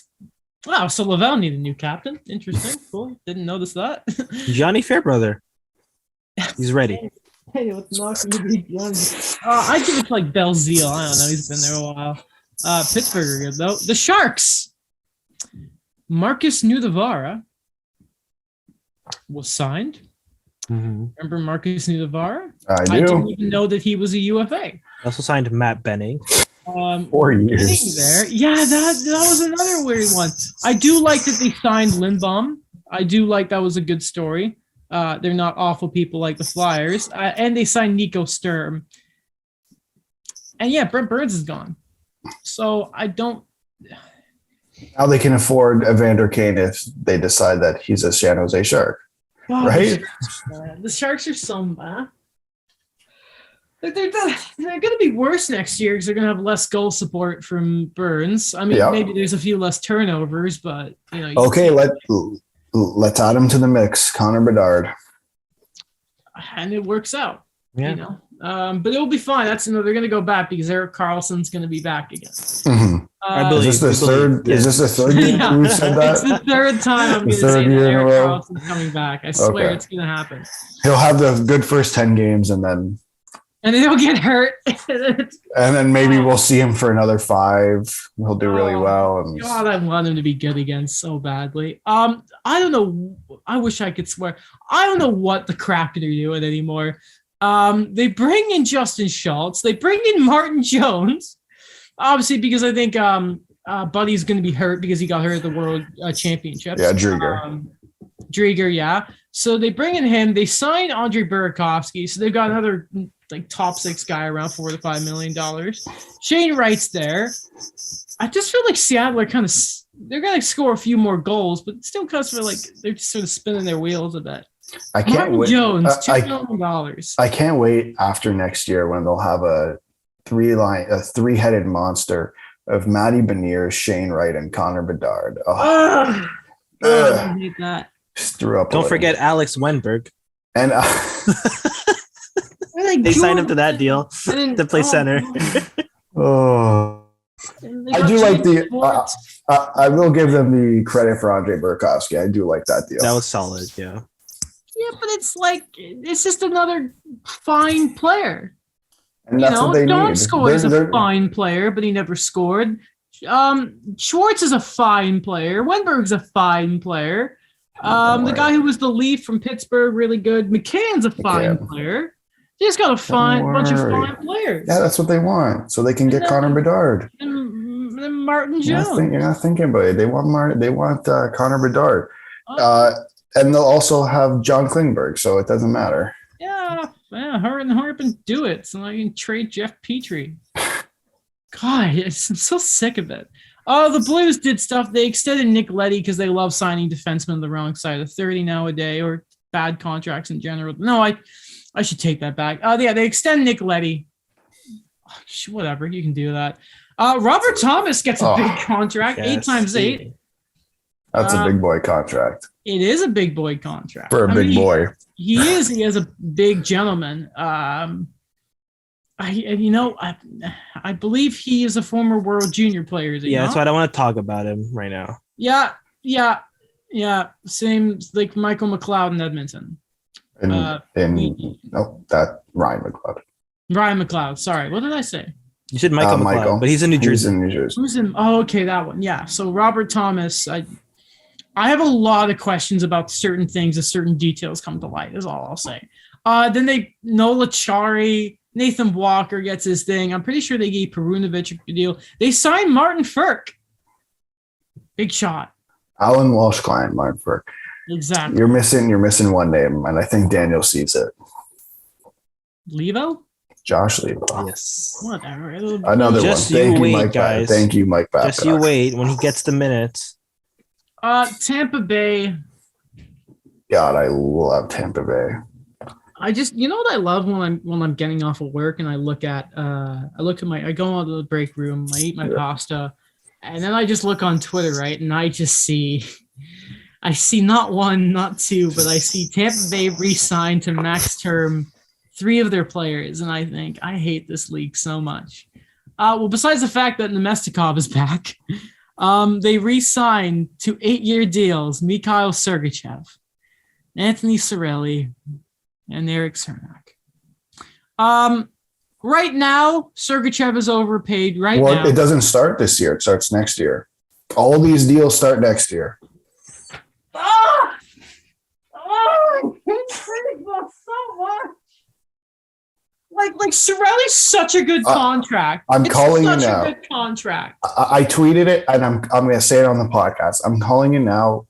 When the first year the salary cap jumps, which I think is 24, 25, that's going to be the best deal in the NHL. I just Adam, why are you holding Robin Leonard? I'm holding a panda because I'm upset. Is Cirelli, is that like Patrice Bergeron's old contract? Around $6 million? They're just like, here you go. You basically did a new Bergeron. Yeah, literally. Yeah. Like, Just, who do you think you are? Why do you think we're just going to do everything we want? Oh, we're Tampa Bay. Oh, whatever. I hate you all. I hate you too, Tampa. Also, it was Hayden Fleury that I guess they did it. He's here, he's here. And of course, he's in Tampa Bay. Anyway, do you guys want to say anything else about Tampa? No. You sure? I'm very sure. Daniel? No. Do you want to know who they got to replace Jan Ruda? Yeah, Hayden Fleury. Guys, they signed Ian Cole. Why won't you guys talk about Ian Cole? Because you want me to talk about Ian Cole. It's Ian Cole after a tenure with Carolina, get involved in, different things there. You know what I mean? It's just, I'm happy to see that, Ian Cole's around. It's okay. When he has a ring next year, no one's going to care. Oh, well, yeah, that's true. I feel bad for his wife. Anyway, Ian Cole, where are we? Who's after Tampa Bay? Toronto. Hey, here we go. Oh my God, this is the first time we've recorded since Matt Murray, isn't it? Okay, so the Leafs goaltending is now Matt Murray and Ilya Samsonov. If you've listened to this podcast long enough, you know that we called it. I don't like Ilya Samsonov, first off. Oh, really? I don't mind. That's the only one I mind. I don't mind, sorry. Here's what I'll say is the Leafs game I went to versus the Caps, Samsonov got pulled, and I was kind of like, okay, thanks, buddy. Thanks for that. Alex, how do you feel about Matt Murray? I'm not a big fan of it. But Alex, come on, Matt Murray. Championship caliber. Two Stanley Cup finals. Don't even throw that. The audacity. Don't even throw that my way because he's not Marc-Andre Fleury. Don't even throw that my way. I will not accept that. The only goalie beside Patrick Waugh. I will not accept that. I don't like it at all. I don't really understand it. Mm-hmm. But yeah, I don't get it at all. I'm not a fan. What I will say, though, is I do love the people calling out Dubas for the Sue Greyhound stuff.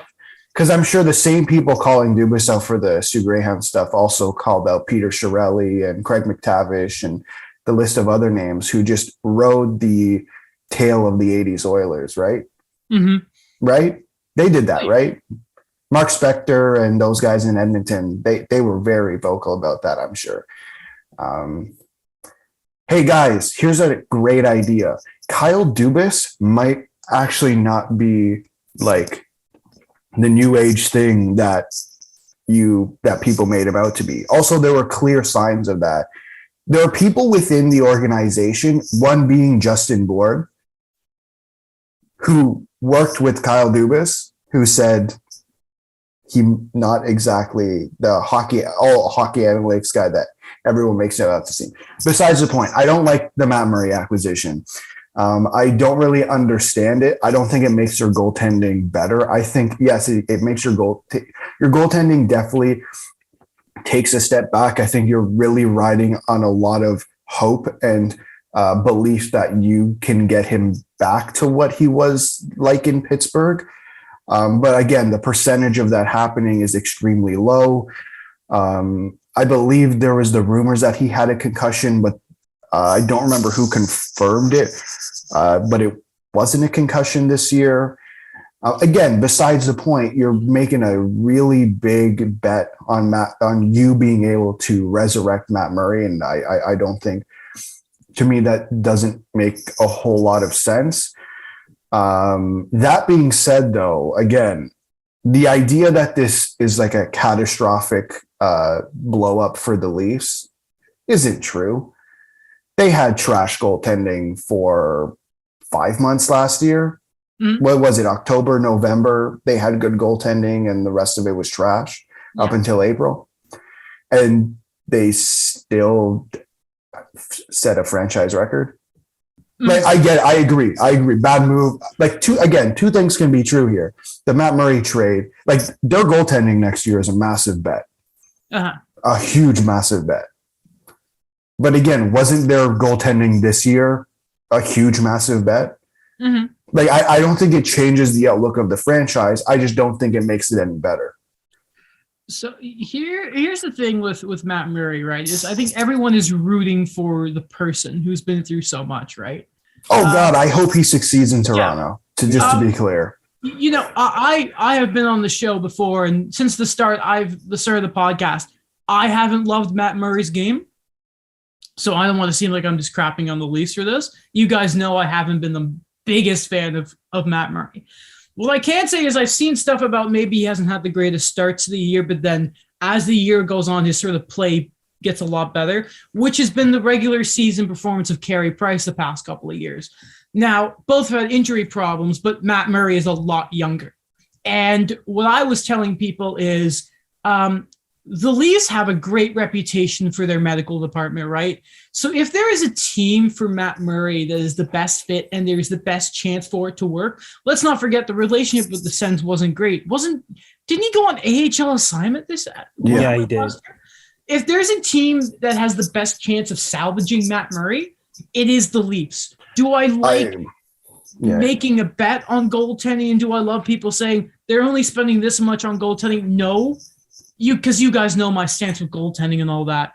But if there is the best handler of the cards in the scenario like this, I do believe it is Toronto. And Samsonov, I just don't. Samsonov, you don't like. I know you don't like. I like. I actually. But Murray has a chance to work.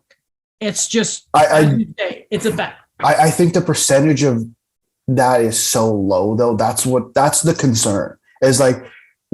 So first off, clearly they have a lot more information than us. So I'm just throwing out hypotheticals here. So first off, what do they see that we don't? And second off, what is the situation with his health that clearly they know that we don't? Because I think a lot of it comes down to that. Also, I imagine, I think we talked about last episode, there's the stuff that went on off the ice, which again, I imagine the Leafs can help with that too. But these are a lot of bets to make on your goaltending. And I do agree with you. I'm not necessarily a fan of making bets on your goaltending. It's just that's the situation the Leafs are in at the moment. Yeah. It's unfortunate. It's the situation they're in. I also don't think they're done with the team that they've constructed. Well, so and here's the next part of that. Daniel, what do you think of Matt Murray and all that? Because I have a game to play after this with the other signings. I think the way we talked about coming into the goalie market, seeing how it's going to be, knowing Darcy Kemper is going to get that type of deal, for example, Jack Campbell is going to get that type of deal. I think the Leafs they did well in what they were able to do given the restraints for things. Samsonov, maybe he'll do better in a smaller sample size. He's only 25. A lot of goalies we don't know after in their later 20s. Yeah. He was a first round pick. Matt Murray, maybe there is that percentage that maybe he'll get back to it, but I'd like that there's that opportunity for him to kind of pace himself in a way. I think I didn't like the Matt Murray one until they felt that they could take a chance on Samsonov, that there's that opportunity that you could fill those games. And, both guys, I think they're both getting out of situations where they're expected to have a heavy workload. That's what they were traded or drafted for. And now they come into Toronto. I know it's a higher pressure now, bigger market, but, less of a share for them to kind of deal with. I don't know about necessarily that much with Samsonov, though. Like, I think last year there was a decent split, was there not, between Samsonov and Copley/Vanacek? I'll check. I agree with Matt Murray. I think Matt Murray was brought in to be the Senator starter. I don't think we were still waiting to see the emergence of Philip Gustafson, the emergence of Joey Decord, and they're all gone. And Matt Sodegaard, who's the only one left of the three I mentioned. But with Samsonov, maybe his first year, but again, I don't think he's ever had a season where the expectation was for him to play 60 games. Because I think when he came in, was Holtby still there? Yeah, and that's the thing. It's just I think it's a reality check for him because he was that first round pick, and when they didn't re-sign Holtby, they said, "Okay, it's okay. We have our starter in the future." Mhm. So, by the way, it was last year Samsonov 44 games, Vanacek 42. Right. So again, like that's what we're going to see in Toronto. Someone's going to play 42. Someone's going to play 40. I don't know who's going to. Probably not Murray. Clearly, is going to be playing more, but. Mm-hmm. We will see. I'm not a fan. I don't blame you. Okay. I want to play a game. I call it Trade, Wave, and Walk. Okay. As we know, Kyle Dubas loves making a bunch of signings, and a mix of the following is going to happen. One will probably, or more, will probably be traded by the end of the year. One will be waived, and someone will probably end up walking because they're going to price himself out the market. I was going to have cap dump, but I don't think any of these guys are really at that point. Here are the candidates for the games, gentlemen. Oh. Dennis Malgin is back. 1 year, $50K. Adam Gaudette. Oh. Sorry, I thought we were going starting. Sorry. No, okay. we're gonna list them all. Okay, sorry. Adam Gaudette, who is a player. Samsonov, we just talked about him. I don't know who Dennis Hildeby is, but he's 20. Fourth round pick. Okay. Nikolai Abe. Oh, there you go. Nikolai Abe Kubel, French guy, dropped the cup. Shout out to him. Jordy Ben. Oh, Jordy Ben. Oh, I remember talking about Jordy Ben on this podcast. Victor Mete is there. Pretty mint. It is mint. Both of them at $750K. And the big one that's probably spelling the end for Alex Kerfoot, a 4-year deal for Calle Yarncroke. $2.1 million is the cap hit. If I remember correctly, Kyle Dubas at one point was his agent. Was he? Was it him? Be careful saying that. Someone on TSN or Sportsnet might just gobble that up and then spew it out as if it's true. Hold on a minute, Kyle Dubas. Sorry. That was a jab, and I meant it. Because I could have sworn, wasn't there rumors that he was going to go to? Oh no, it was Kyle Clifford was his first client. Never mind. Yes. Why did I think? Hold on, something's bothering me here because I swear there was something about. I think they were interested in him at the deadline, which I agreed with. Other than that, I don't remember. I'm really annoyed about this now. I must be very, very annoyed about this. Even who the hell is his agent? Craig Oster. That's not a real person. Who are you? Go away. No one likes you. You're not Kyle Dubas. Craig Oster. Anyway. Do you know who his clients are? Do you want to just, before we get to this game, just take a guess at some of his clients? Oster? Yeah. He got some big ones. He's got big ones? Oh, boys. Oh, yeah. Give me a hint. Give me a team. We were talking about him earlier. Gaudreau? No. Who then? Erik Karlsson. Oh. Mark Stone. Brady Tkachuk. Thomas Hertl. Oh my God. Yeah, oh my God. Okay. Never mind. He's real. Oh my. Matthew Tkachuk. Oh my. Joel Edmondson. Oh God. Yeah. He just had Ben Sherratt. Oh man, he got paid this summer. Good for him. Very shy loser. Oh God. And Douglas. So of those names, guys, give me a guy who's going to get traded, waived, and who's going to walk himself out the market. Waived, traded, and walk. Of the group of players that you've listed? Yes. I think Ilya Samsonov is going to walk at the end of the year. I think Adam Gaudette is going to be waived. I don't know if he's going to be claimed. He's going to be waived. Traded? I don't know. Like, I don't look at I don't know if there's a guy on this list that's going to be traded. Yeah, I'm gonna say no one's gonna be traded from this list. Daniel, trade, wave, and walk. Ooh, wave. I'll say Jordy Ben. Aw. Walk. I'll say Adam Gaudette. Okay. I have I believe in him still as a solid NCAA center, and traded, I'll say, Dennis Malgin. Good man. I don't think Dennis Mulligan's playing in the NHL this year. It's okay. What do you think he's playing at? AHL or? Yeah. Well, it'll be great. Then someone will be like, "Oh, I'll take a listen." Sure. Yeah. Okay. Each of those scenarios are going to happen. It just works like that with Toronto. Okay. I think that's everything for the Leafs. Engvall and Sandin, but again, now we're at this point. We're still watching. Wait, there has to be a trade, right? Like they have $750,000 in cap space. Engvall and Sandin still unsigned. I'm trying to think of who it's going to be. Justin Hall. You like Mete and Ben, by the way? Me? I like that. I don't think Victor Mete is playing in the NHL this year either. Gabagool. I think Jordy Ben's their seventh defenseman. Like their standard, this is the guy who's going to replace whoever. Okay, so the Canucks wanted to clear up cap space, right? Yeah. So what they decided to do was give Ilya Mikheyev 3 years and 4.7 per.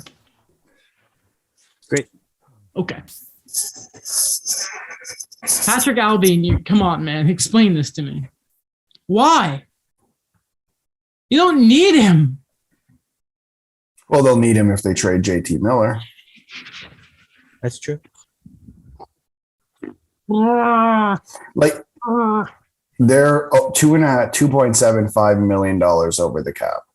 Great. Okay, that's good job, guys. I'm happy for you. So someone's gone, right? And it's not Brock Besser because they just extended him. Do they have? Oh, so it's gonna be JT Miller or Connor Garland. Oh wait, they don't. Does this account the Michael Furlan LTIR? It says he's on LTIR. I assume it does. I'm not entirely sure. No, shout out to the fact that they have the dead cap Braden Holtby still this season. Retire his number. One of JT Miller or Connor Garland is gone. I always forget that Garland's there. It's very strange because it's always. I remember there was that hoopla about him, and he's still just kind of there. But I mean, hey, Vancouver, you keep doing you, and you just keep pedaling along and not being very relevant. That was rude. I'm sorry. They're good. It's just I think they already did a lot of the big. It was the management stuff that was the big stuff. They're not good though. They're not good. They had to deal with. I think they're not good. They'll figure it out. Mikheyev, you don't need him. See, it doesn't help the fact of I don't know what it is with the freaking Western Canadian teams doing this. And the Canucks remember when they picked up like 2 different Leafs off waivers, and then there's the jokes about the freaking Oilers taking all the other Leafs. Like the Western Canadian teams aren't doing themselves any favors with this. I know I have the thing of like, hey, guess what? People move around the league, but sometimes it's so difficult to defend it. You know what I mean? You don't need Ilya Mikheyev. You don't need him. I'm just wondering if that. I don't know. I bet Boudreau's gonna love him. Oh, for sure. He'll work out under there and he'll score more because it's Bruce Boudreau and he's a good player. I'm just saying. I don't think you needed him. You're dumb. Vegas. Riley Where Smith. do you want to start? Oh, they're just how do you? Okay, so first off, I'll give Bergevin credit. The Nick Suzuki trade might be one of the biggest heists in league history. The biggest thing is obviously they signed Michael Hutchinson. Just kidding. Oh my God, he'll be back. They did. He'll be back. I'm filing a complaint to the MLSC. I can't believe they let him go. This is ludicrous. That's who Dennis Mulligan will get traded for, Daniel. You heard it here first. I need to find this Frank Saravalli tweet I saw. Players, this from Frank Saravalli on Twitter. Players at Vegas have been forced to unload for no or minimal return due to salary cap crunch. Cody Eakin, Paul Stastny, Nate Schmidt, Marc-Andre Fleury, Evgeny Dodonov, and Max Pacioretty. How in the world? I don't know if I include Dodonov in that, but I mean, Weber's dead. Not really. Yeah, which is exactly what they wanted. It's just, but your point.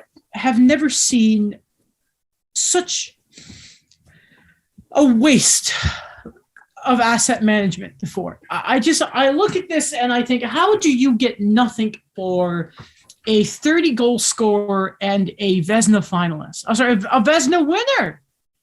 My thoughts. Oh my God! Opposite, but he won the Vezina. Let me add that to the thing that Marc-Andre Fleury has done that Cam Talbot has not. There we go. One more. Let me just add that to the list. Sorry. Just give me a minute. All of this cap crunch just to re-sign Riley Smith. Yes. What depth do they still have? Just look at that. So 906 of the Minnesota Wild in the playoffs, 9-10. It's fine. It's just, it's not 928 anymore. Just Marc-Andre Fleury. Just don't give away the puck here. I really hope that Cam Talbot can survive in front of Ottawa's defense. God, if Cam Talbot gets lit up by Matthews, I'm never going to hear the end of it. I'm already ready for it.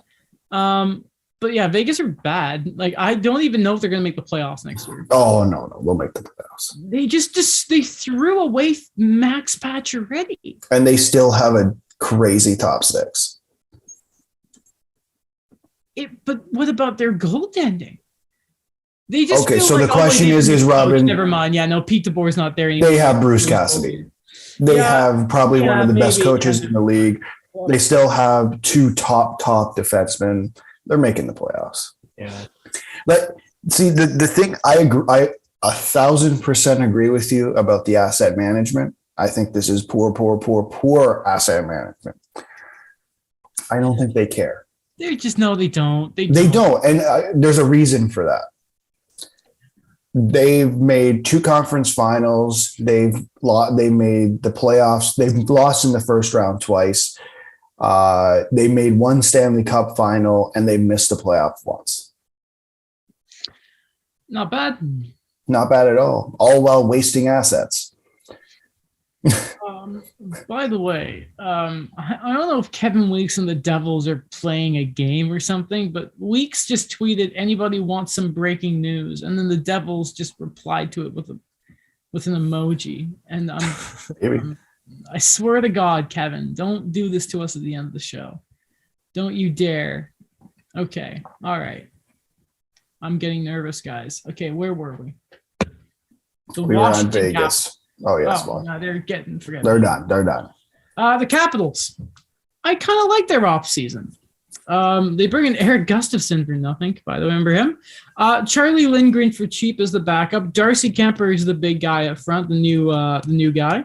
Dylan Strome comes in for a little bit. I kind of like what they did here because first off, they improved their goaltending because it was bad, and I really like having Strome there down the middle. Now the they've had a good offseason. The real question is Nicholas Backstrom. Yeah. What happens there? Or they use his LTIR room to sign. Get Kadri. Oh. We have a trade. Oh, okay. Give me that trade. Does it involve New Jersey? Oh, this is hilarious. Okay. So, yeah, it does involve New Jersey, actually. They made a trade with Pittsburgh. Oh, I've seen it.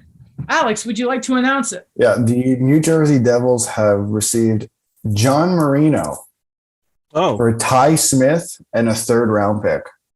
That's actually pretty interesting. That's interesting. Pretty substantial. Because Ty Smith was supposed to be the guy of the future there. Yeah.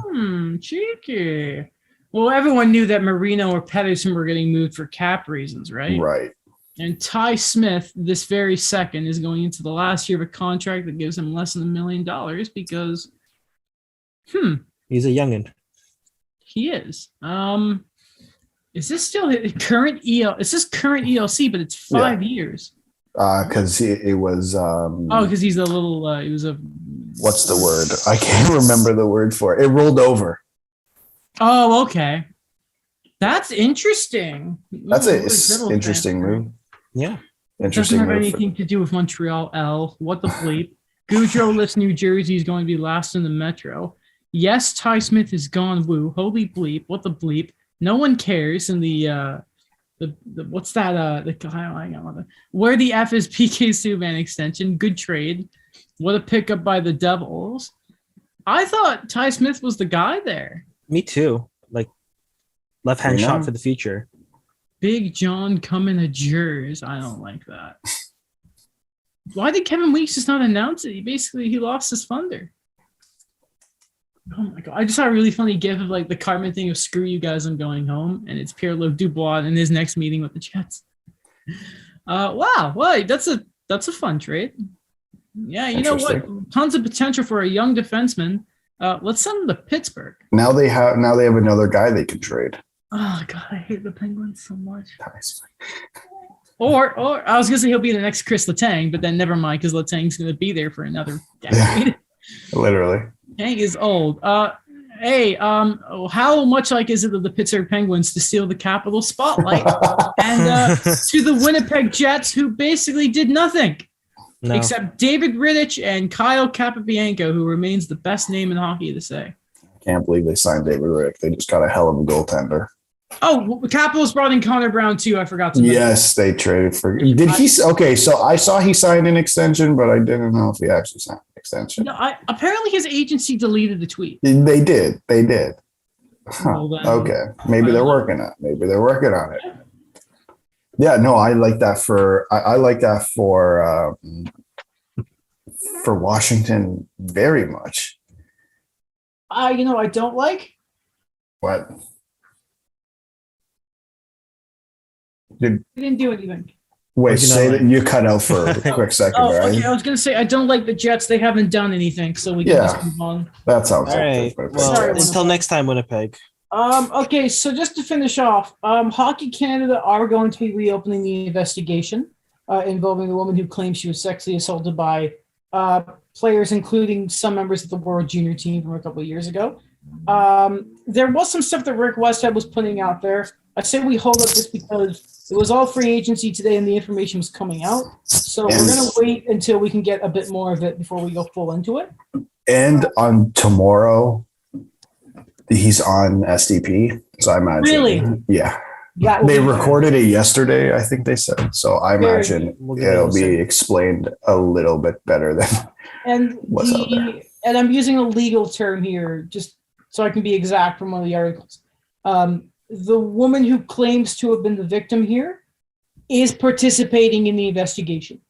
Right. Which I think is massive. And apparently Hockey Canada will be mandating every member to participate in this investigation. So we'll see. They put out a big letter. I mean, I would imagine the reason they're doing this is because they're probably not making any more money because all their sponsors came out. But we'll see what happens. It's great to see, everyone just sort of coming back to this. I don't think it's been talked about a ton, to be honest, in the mainstream. I don't know if it's because free agency. I don't remember the exact day all this came out, so I don't know if they just news dumped it. But any day after the 13th feels like a news dump. So just wanted to mention that. The NHLPA have put out the requirements to replace Don Fuhr in like a job posting thing, which I thought was kind of dumb. But I guess we're waiting for that. And I can't find it anymore, but I had it. Basically, for the first 2 months of the season, the Coyotes only have 4 home games. Yeah. And there are no Saturday night games during the NCAA season. I wanted to mention that. So, yeah. Awesome. I think hilarious. Before we go, though, what we will do is just currently look at the remaining unrestricted free agents. Okay. First off, I'm looking at RFAs. Give me a moment. For anyone who's curious, Cap Friendly currently has it right now. Day one of free agency put out $936 million. The second day had $200 million. Had 164. So we are over $1 billion, Alex. I thought it was still under the 900,000, but so over $1 billion has been handed out, and we still have Kadri and Klingberg to go. Wow. So that's interesting. And Nino Niederreiter. Yeah, that's a weird one, isn't it? Okay, well, sorry, I'll go to UFAs here. I'm getting Canadians appliance ads. Leave me alone, your company. No, I'm not going to say that. Okay, so PK Subban, where is he going? Let's just go with Montreal. Yeah, Newcastle. Montreal. Okay, Phil Kessel. Tampa Bay. I was going to say that. No, look, I agree. I think he'll go Tampa Bay. I don't like it though. Patrice Bergeron. Boston. Louis Eriksson. Pass. Anton Strawman. Going back to Florida. Maybe Arizona again. Nino Niederreiter. That's an The interesting Islanders. one. That's not a bad bet. That's not a bad shout. He was drafted by them. Yeah, it's not a bad shout. It's weird. Danny DeKeyser. Pass. Calvin DeHaan. Chicago. Nazem Kadri. I think, you know what? In the end, I think he goes back to Colorado. Really? Yeah. I like that. Daniel? New Jersey. Really? Yes. Why New Jersey? I don't know. They want to spend big. John Klingberg. Seattle. Yeah, I think Seattle. Okay. I say Columbus. Don't ask why. I just want to say it.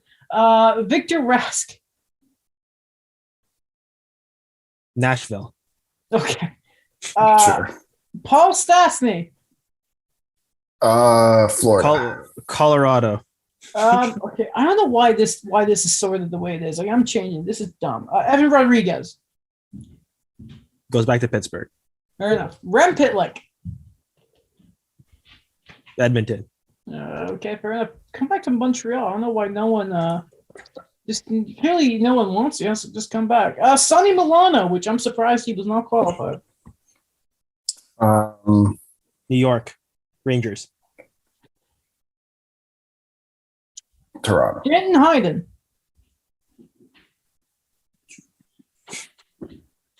Nashville. Okay. Sure. All right, we'll end it there. We'll end it there. Okay, well that's everything. Yeah, I think that's nothing new. Okay, cool. Let's see if Mike has shared a tweet. Let's see what he says. Why to the trade? And then Will sent me a thing. Oh, okay. There's a video of Johnny Gaudreau. I don't think Will's over Gaudreau leaving. We'll check up on him soon. Yeah. Ask him to come on, and he just trashes Johnny for 30 minutes. I'd be okay with that. Okay, that is everything. I don't know when we're gonna record next. I think it's just basically once there is enough to fill a show, I think is how we kind of go off now.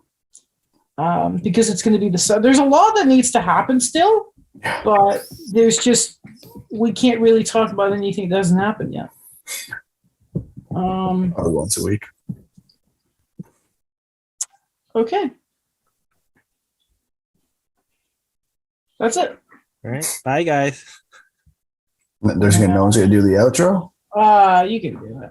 Okay, fine. I'll do the outro. Thanks again for listening to another episode of the podcast. If you enjoyed it, make sure to hit like and subscribe. And if you aren't already doing so, follow us on Facebook, Twitter, Instagram, and TikTok, and YouTube too. I think that's everything. And we'll see you next time. One more question before we go. Yeah. Okay. Why is Ian Cole's social media privated? I don't know. Until next time. Oh,